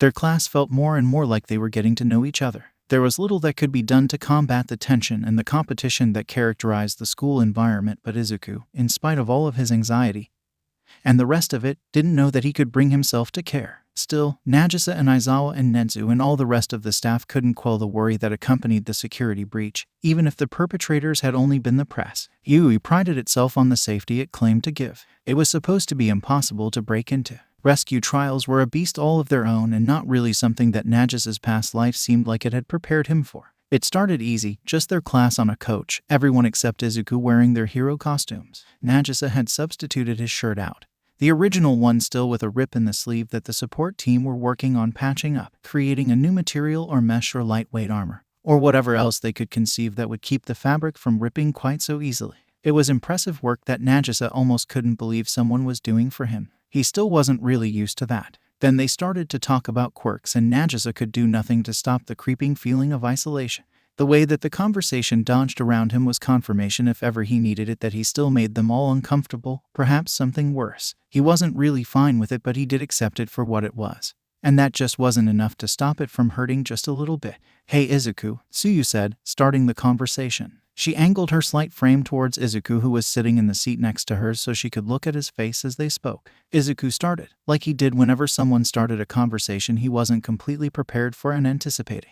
You know, your quirk reminds me a bit of 𝗏𝗏𝗧𝗏. Nagisa noticed immediately how his friend started to sweat at the comment and thanked, not for the first time, that he was much better than Izuku at keeping something secret. He was sitting next to Momo, watching from the outskirts as the conversation unfolded. "What?" Ijiru asked. He strained in his seat like he had forgotten he wasn't supposed to stand on the moving vehicle, but the seatbelt kept him in place. "All Might doesn't get hurt when he uses his," he pointed out. Nagisa wondered briefly as he watched from his emotional distance if Ijiru got cold in his costume, which really covered very little of his skin. It was clear from a casual glance around that nobody else had considered stealth or normalcy much when they had conceptualized their costumes. It was almost funny to him, such a deviation from what he was accustomed to.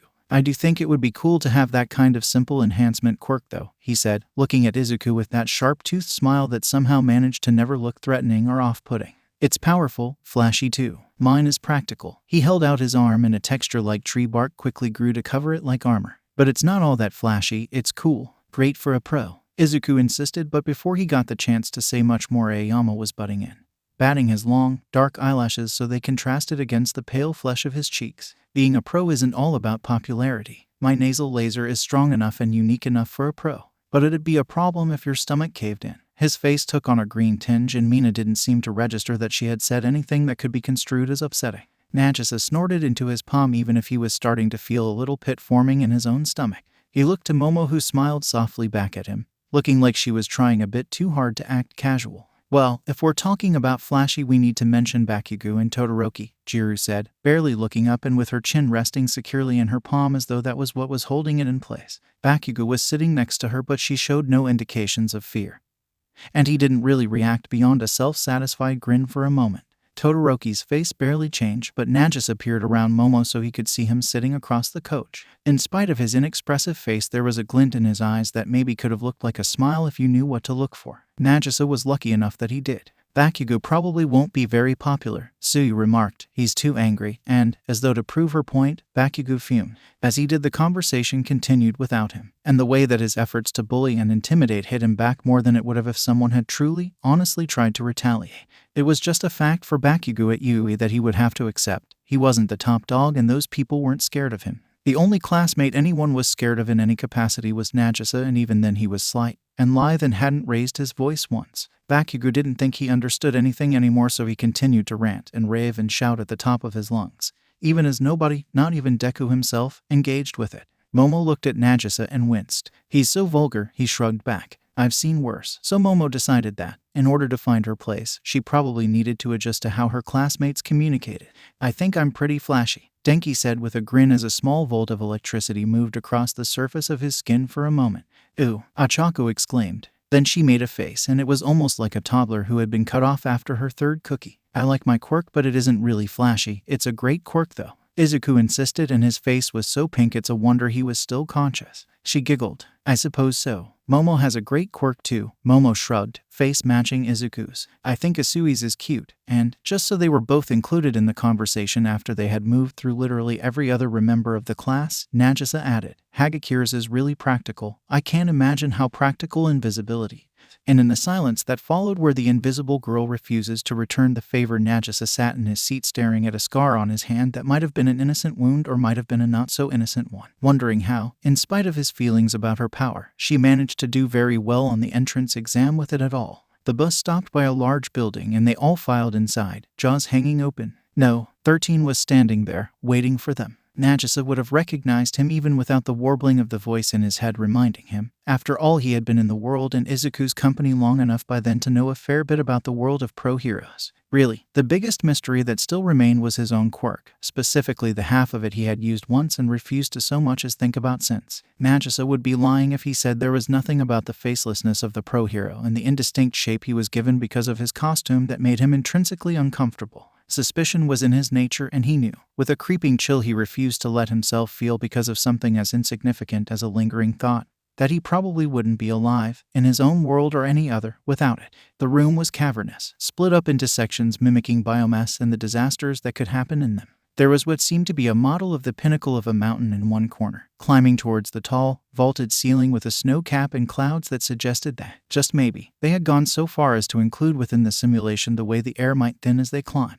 There were simulations set up for tsunamis, for earthquakes, a running waterfall on the brink of flooding, a smoldering forest ready to become an inferno, a cityscape on the verge of some unpredictable destruction. A million possible scenarios and even more potential hazards one couldn't hope to predict how to work around without knowing what form the cause of the damage would take. "Welcome," Number 13 said with a flourish, voice warped by the nature of his hero costume, to the USJ. The excitement dropped eventually, when No. 13 stood before the class and talked about his quirk a bit too realistically, discussed its potential repercussions, and made sure they were forced to relate everything he had to say with them. Themselves, the quirks they prided themselves on. "It could kill people if used wrong," he said with a level head and a level tone but no lack of insistence and urgency.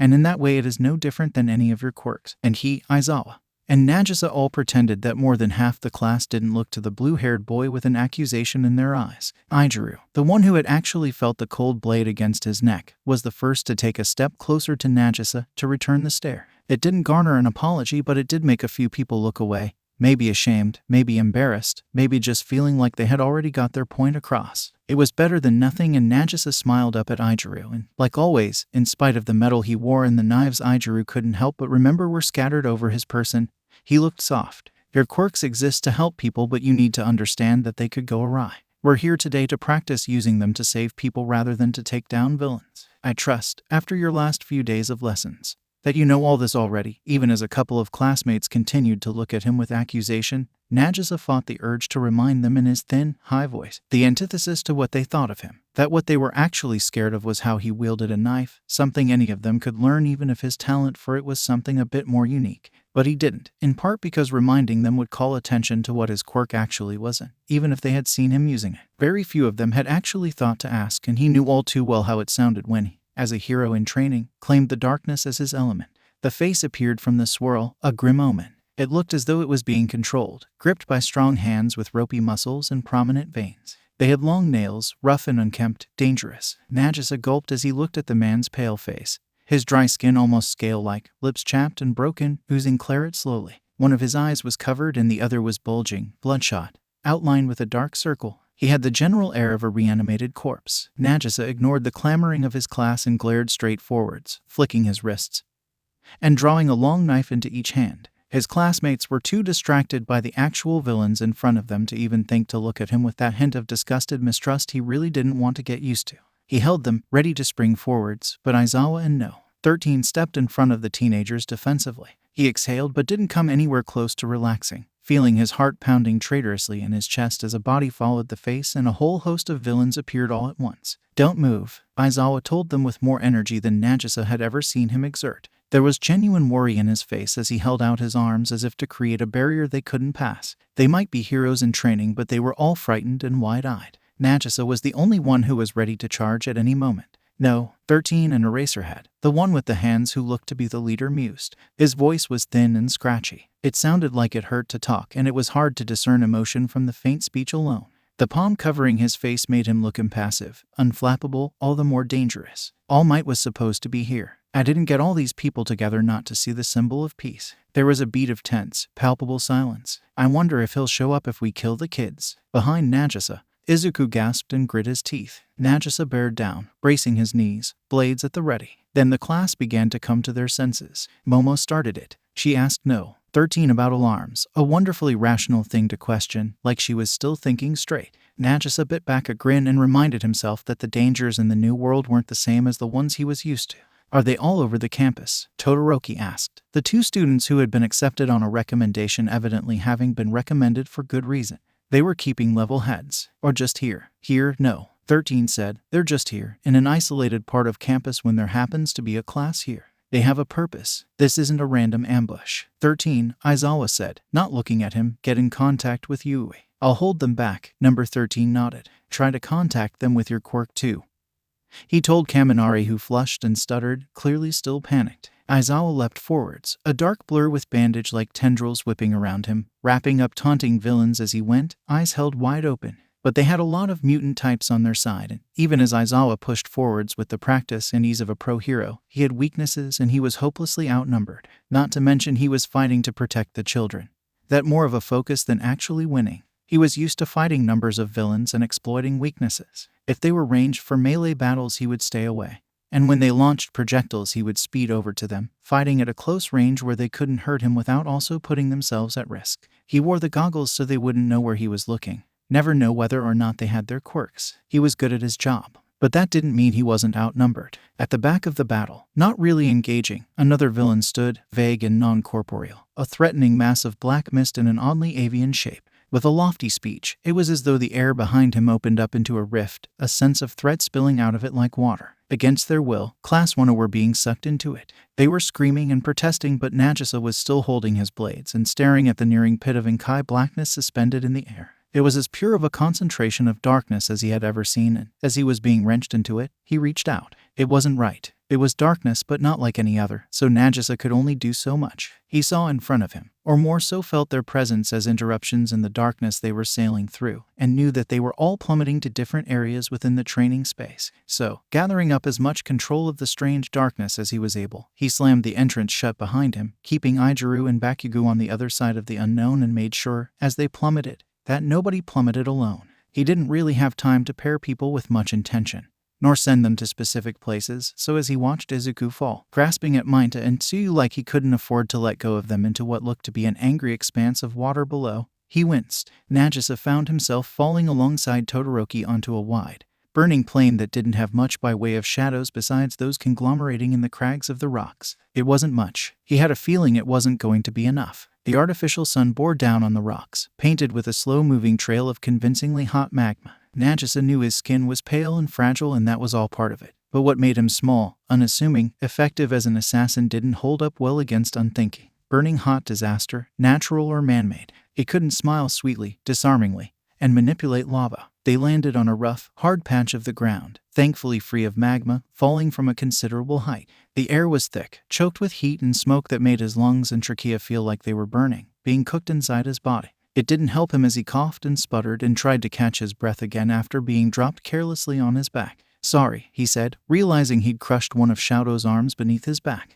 Shoto shrugged, face blank, impassive. Nagisa would have grinned at it, the clear fact that there were emotions bubbling just beneath it, but he couldn't overlook the peril they were suspended in. The sky above rippled with heat, and, looking at Shoto's face, half consumed with that burn scar, he suppressed the urge to ask if Shoto's fire powers gave him invulnerability to heat. They just couldn't be that lucky. They stood, sticking close to each other and avoiding the magma. And in front of them they saw two hulking figures, the ragged, sharp shapes of their backs and their limbs blending with the surroundings. Nagisa sighed and held out his blades in front of him, glad he had managed to maintain enough control in the vortex not to spin out of control and lose one, or otherwise injure one of his classmates. He knew well enough how wickedly sharp they were, how easily they could break through skin and all the sinew beneath it. Shoto narrowed his eyes and angled his shoulders forwards, ready to engage in a fight. Ready to engage in a fight alone. Nagisa noted, realizing he also didn't really know how to fight in a team, especially not a superpowered one. He knew the bare minimum about Shoto's quirk, had watched him use it in the expulsion trial and the practice battle, but had never really sat down to talk to him about it in detail. He readied his own fighting stance, holding out his blades and looking around for any sort of cave or somewhere where darkness could gather. No such luck. He gritted his teeth and hoped the villains didn't notice any signs of weakness. "You're pathetic, you know," Shoto said casually, facing the villains with a glint in his eyes even as he ducked his head ever so slightly. "You're adults, aren't you? And you have no mercy for children." Ice crystallized in his fist, immediately sending steam into the air like hot breath on a cold day. He looked nonplussed, so Nagisa followed suit, even though he knew he couldn't replicate the same brashness. He was no more fazed than Shoto. Not really, too used to dangerous people and long since adjusted to the strange world of superpowers he had been sent to. But the boldness was strictly contrary to how he was used to fighting. Really, the ready stance and expertly gripped blades probably weren't helping much either. Shoto tried not to react to the strange, low sound hissing out of Nagisa's throat. He was struggling to make sense of his classmate. Most people were kind of straightforward really, but Nagisa was short, scrawny, and somehow the only member of Class 1 that the other students really feared. His quirk was villainous, as was his fighting style, and yet he used it the same way anyone else in the hero class used their own. He was standing there, in a scenario where there was almost no darkness at all for him to latch onto, and he wasn't backing down, wasn't leaving 𝐡𝗏𝗏 to fight on both of their behalves, and had made sure he didn't end up there, all by himself and fighting alone. So, in spite of the hissing suddenly giving context for the silver guards winding up his forearms, 𝐡𝗏𝗏 decided, at least for the time being, to trust him. His words were allowed to hang in the sizzling air on their own for a moment that could have been an eternity or an instant, before the response was a low, gravelly chuckle. Kids these days, the taller of the two mused, I can't wait to crush them. Laughing maniacally, he leapt towards 𝐡𝗏𝗏, arms extended out in front of him, pointed fingers poised like talons, prepared to rip at his skin. The villain never reached his goal, suddenly suspended in his leap, frozen in a block of ice. He scowled and his face showed blatant signs of struggle, but he couldn't move, thoroughly stuck in place. A small smile passed over 𝐡𝗏𝗏's typically scowling face, and the other assailant took advantage of the moment of vulnerability he was given. Or tried to. With 𝐡𝗏𝗏's attention somewhat divided and his back slightly turned, the shorter, less human of the villains pounced, but Nagisa, as unassuming as he may have seemed, was holding weapons at the ready and had sharp eyes, trained for battles and assailants that could move much faster and more unpredictably than the run-of-the-mill villain could ever hope to achieve. The mutant-type Quirk was, in many ways, not incredibly dissimilar to 𝐈𝐺𝐻𝗔 in that the rough, rocky plates of the skin were functioning like a built-in suit of armor, probably robust beyond what any artificial armor could manage. So that meant, with his blades in hand, Nagisa needed to seek out a weak point. The villain was able to move, so there had to be some sort of crack or softer, more malleable construction around the joints to allow for it. Nagisa wasn't fighting a statue, and that meant there had to be some weakness, somewhere. With as much forethought and careful consideration as he could manage in the split second he had, as glad as ever for all the quick thinking practice his strange little life had afforded him, Nagisa sought out the villain's shoulder socket. In a flash of frenzied movement, he caught sight of the weak point and drew back his arm, releasing one of his blades at a high velocity. It hit its target exactly as he had wanted it to. They weren't designed to be throwing knives. Nagisa had drawn them for a melee fight. If he had been expecting a ranged attack, he would have reached for the pistol holstered in his utility belt. But he was still adaptable. He had to be good at thinking on his feet. Really, the only one disadvantage by the improper use of the knives was the villain, who had found himself on the receiving end of the attack as the length of the blade sunk through his flesh, all the way to the hilt. It seemed like the flesh inside the armor was no harder to pierce than anyone else's. If it had been a proper throwing knife, like those tucked into Nagisa's boots, it wouldn't have caused nearly that amount of damage. 𝐡𝗏𝗏 turned on his heel as the villain crumpled, evidently not adjusted to withstanding pain after a lifetime encased in armor. You didn't kill him, did you? He asked Nagisa. There was a moment before he answered, and it was somewhat relieving that 𝐡𝗏𝗏 didn't really seem all that perturbed at the possibility that he had. Then Nagisa shook his head and his baby blue hair bobbed in its pigtails, inappropriately childlike. Nah, I just aimed where it looked like he had a weakness. Aizawa already doesn't like how I fight. I don't think he'd be impressed if I killed him right now. You've given him a weapon. He'll wake up eventually. Good point. Nagisa walked to his fallen, twitchy body and grabbed the familiar hilt of his blade. He pulled backwards and, with a lot of effort, the blade released from its place in his shoulder, a plume of blood following after it. Nagisa didn't say anything about the viscous blood coating it like carmine on canvas, so Todoroki didn't either. Nagisa wiped the blade as well as he was able on the villain's clothing, avoiding the spot on his upper body where claret was blooming like funeral roses. There was a risk of the villain bleeding out, but Nagisa didn't care enough about what Aizawa thought of him to waste time, energy, resources, and attention trying to stifle the blood loss. There was a drip, then a sizzle. The suffocating heat was thawing the icy prison of the other villain. The holds wouldn't last long, so 𝐡𝗏𝗏 sent a fresh blast of ice over the villain.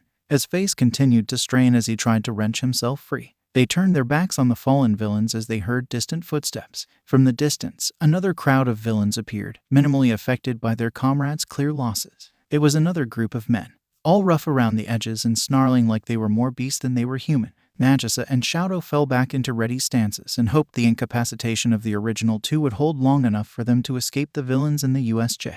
Let's go. Round 2, Nagisa muttered to himself, holding out his blades and ignoring the bloodstains. The next round of villains didn't give them the thinking time beforehand that their predecessors had been stupid enough to afford the UE student. Instead, they rushed forwards as a team, just barely outnumbering Nagisa and 𝐡𝗏𝗏, who had no practice fighting alongside each other. If Nagisa had to bet, he would say that the villains were operating under the assumption that they had no practical experience at all between them, but he knew better. He could recall a lot of conflicts from what he was learning to think of as his past life. And there was nothing green about the way that 𝐡𝗏𝗏 conducted himself. The fact that they were down by a man shouldn't be enough to compensate for the underestimation. It was the exact thing that Nagisa had built a talent on being able to take advantage of, and he knew he hadn't been sent into a brand new world to lose his edge. A lumbering man, so annoyingly tall that he may as well have been twice Nagisa's height, approached him with a cocky, self-assured grin that made Nagisa think they were expecting about 10 seconds of fight before they won. It was the exact same look that the original villains had worn, and it was painfully evident how well that had turned out for them. The man swung a long limb out and Nagisa leapt backwards, not even surprised when the man's thin skin extended and the limb grew unnaturally long, following him on his path backwards, away from the villain's body. He couldn't keep moving backwards indefinitely. He didn't have a good enough mental map of all the magma and the raised patches of rocks, seeming more and more like booby traps and less like part of a rescue simulation. He jumped up instead of back and felt his feet land softly back down on something much softer than the jagged rock of the ground. The villain looked at him like a bug under his shoe as Nagisa ran up his arm, trying the whole time to outrun the rate at which the limb was receding back into the body. He could extend his limbs, but he couldn't move them in ways the joints wouldn't allow, so as long as he kept moving he was safe from any particularly well-targeted attacks, or at least any from the arm he was still sprinting along. There wasn't much he could do about the arm on the other side. That was until it soared overhead, clearly intending to bat him away, perhaps across the simulation area and into a pit of magma or off some high, steep drop. But Nagisa was absolutely not ready to die. He still had his blades in hand, and the people in that world seemed to have a habit of forgetting there was fighting that could be done without quirks. The potentially deadly weapons were almost entirely ignored until there was one emerging on the other side of the villain's overly large palm. Blood dripped onto the floor where it sizzled, the scent of it hot and metallic and unpleasant. The villain screeched long enough for Nagisa to evade effectively, the villain still distracted by the crucifixion-style holes cut cleanly through his hand. It gave 𝐒𝐴𝐷 more than enough time to encase him in his own coating of ice. The other two were already dispatched, and Nagisa smiled at 𝗧𝐴𝐷 from the considerable distance that the fight had placed between them, finally sheathing his weapons and letting himself breathe.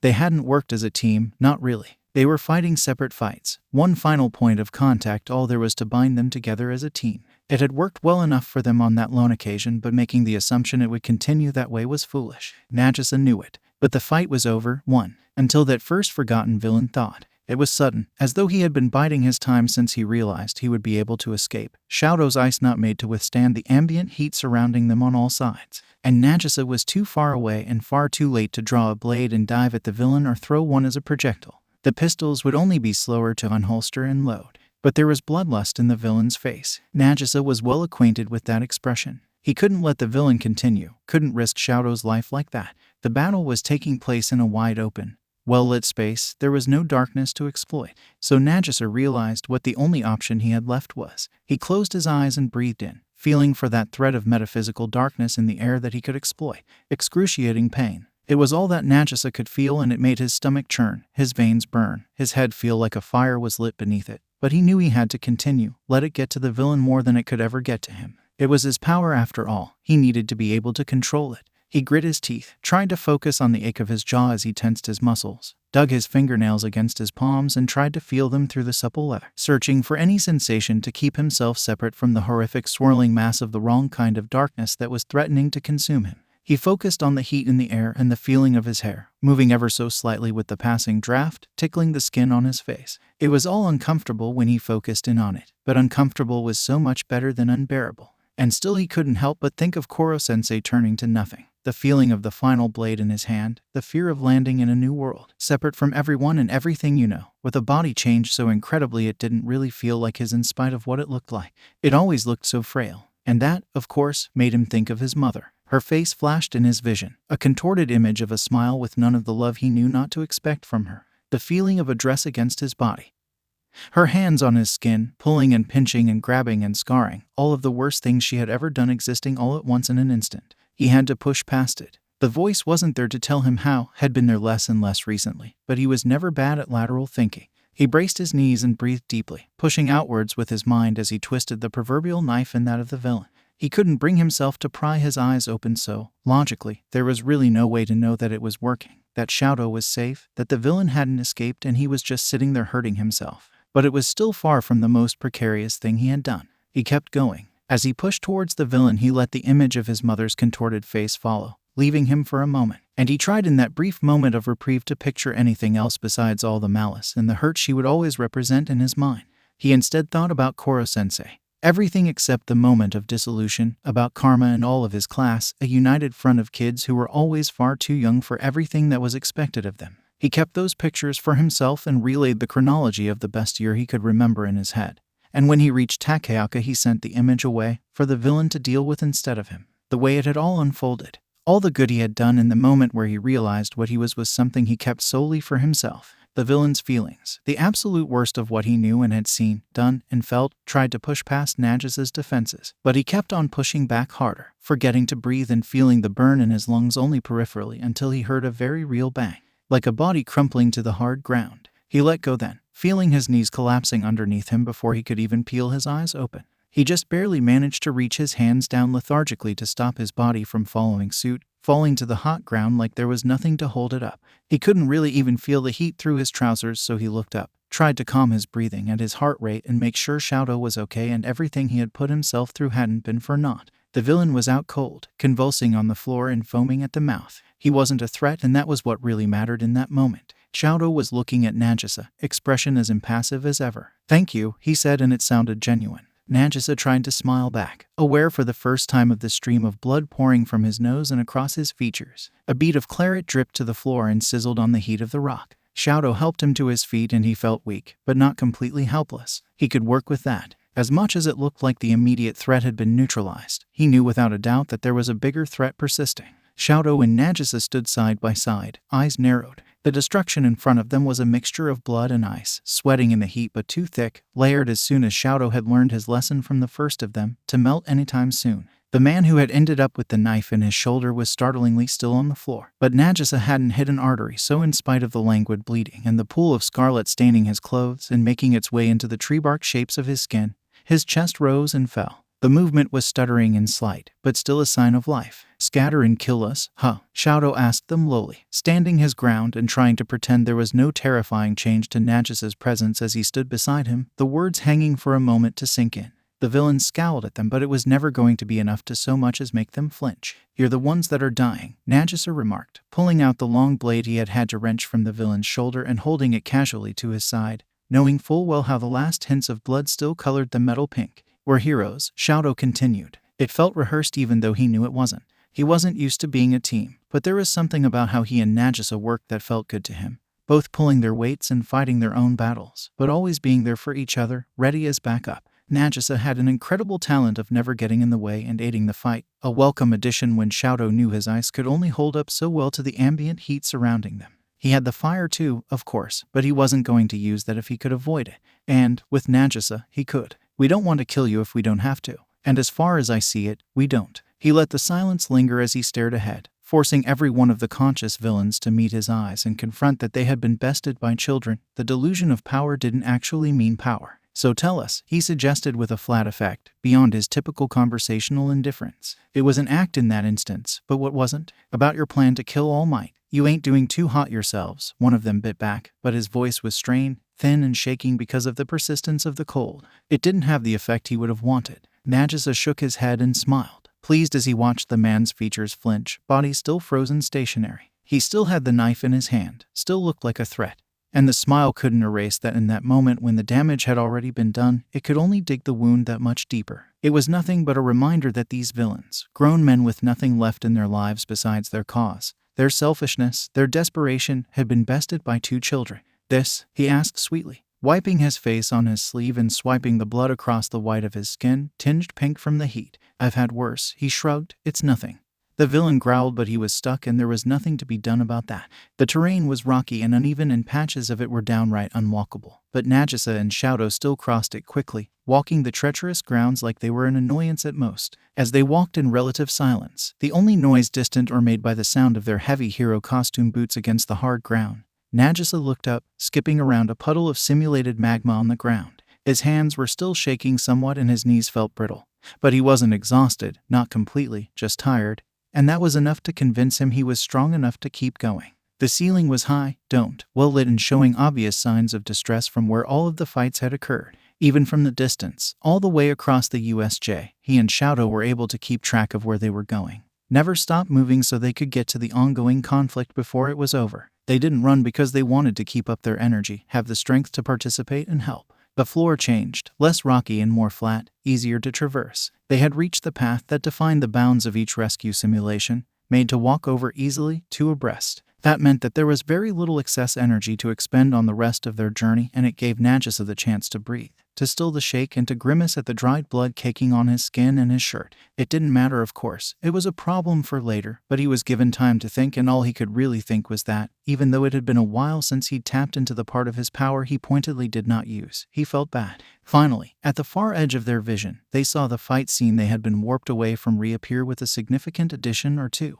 Nagisa's first response to seeing All Might in the fight was hope, a feeling of elation deep within. What followed was fear, disappointment, apprehension. He was certain that All Might was clashing with a great, barely humanoid beast, and he was certain that All Might wasn't faring too well. Neither was Aizawa. And no, 13 was nowhere to be seen at all, and still the villains were going strong. It was confirmation, if Nagisa or 𝐬𝐻𝗨 still needed it, that the group of villains had clearly sent out their weaker members to overpower the kids, had underestimated them. The closer they got to the scene, feet quickening as they moved but still not breaking into a run, the more evident it became that they hadn't been the only ones to make it out alive and well. As All Might struggled against the best, the withered villain with the hands gathering around him, as though he had a hand in everything, complete power and absolute control, was watching on, reveling in the feeling of impending victory that struck Nagisa like a knife glancing across his sternum.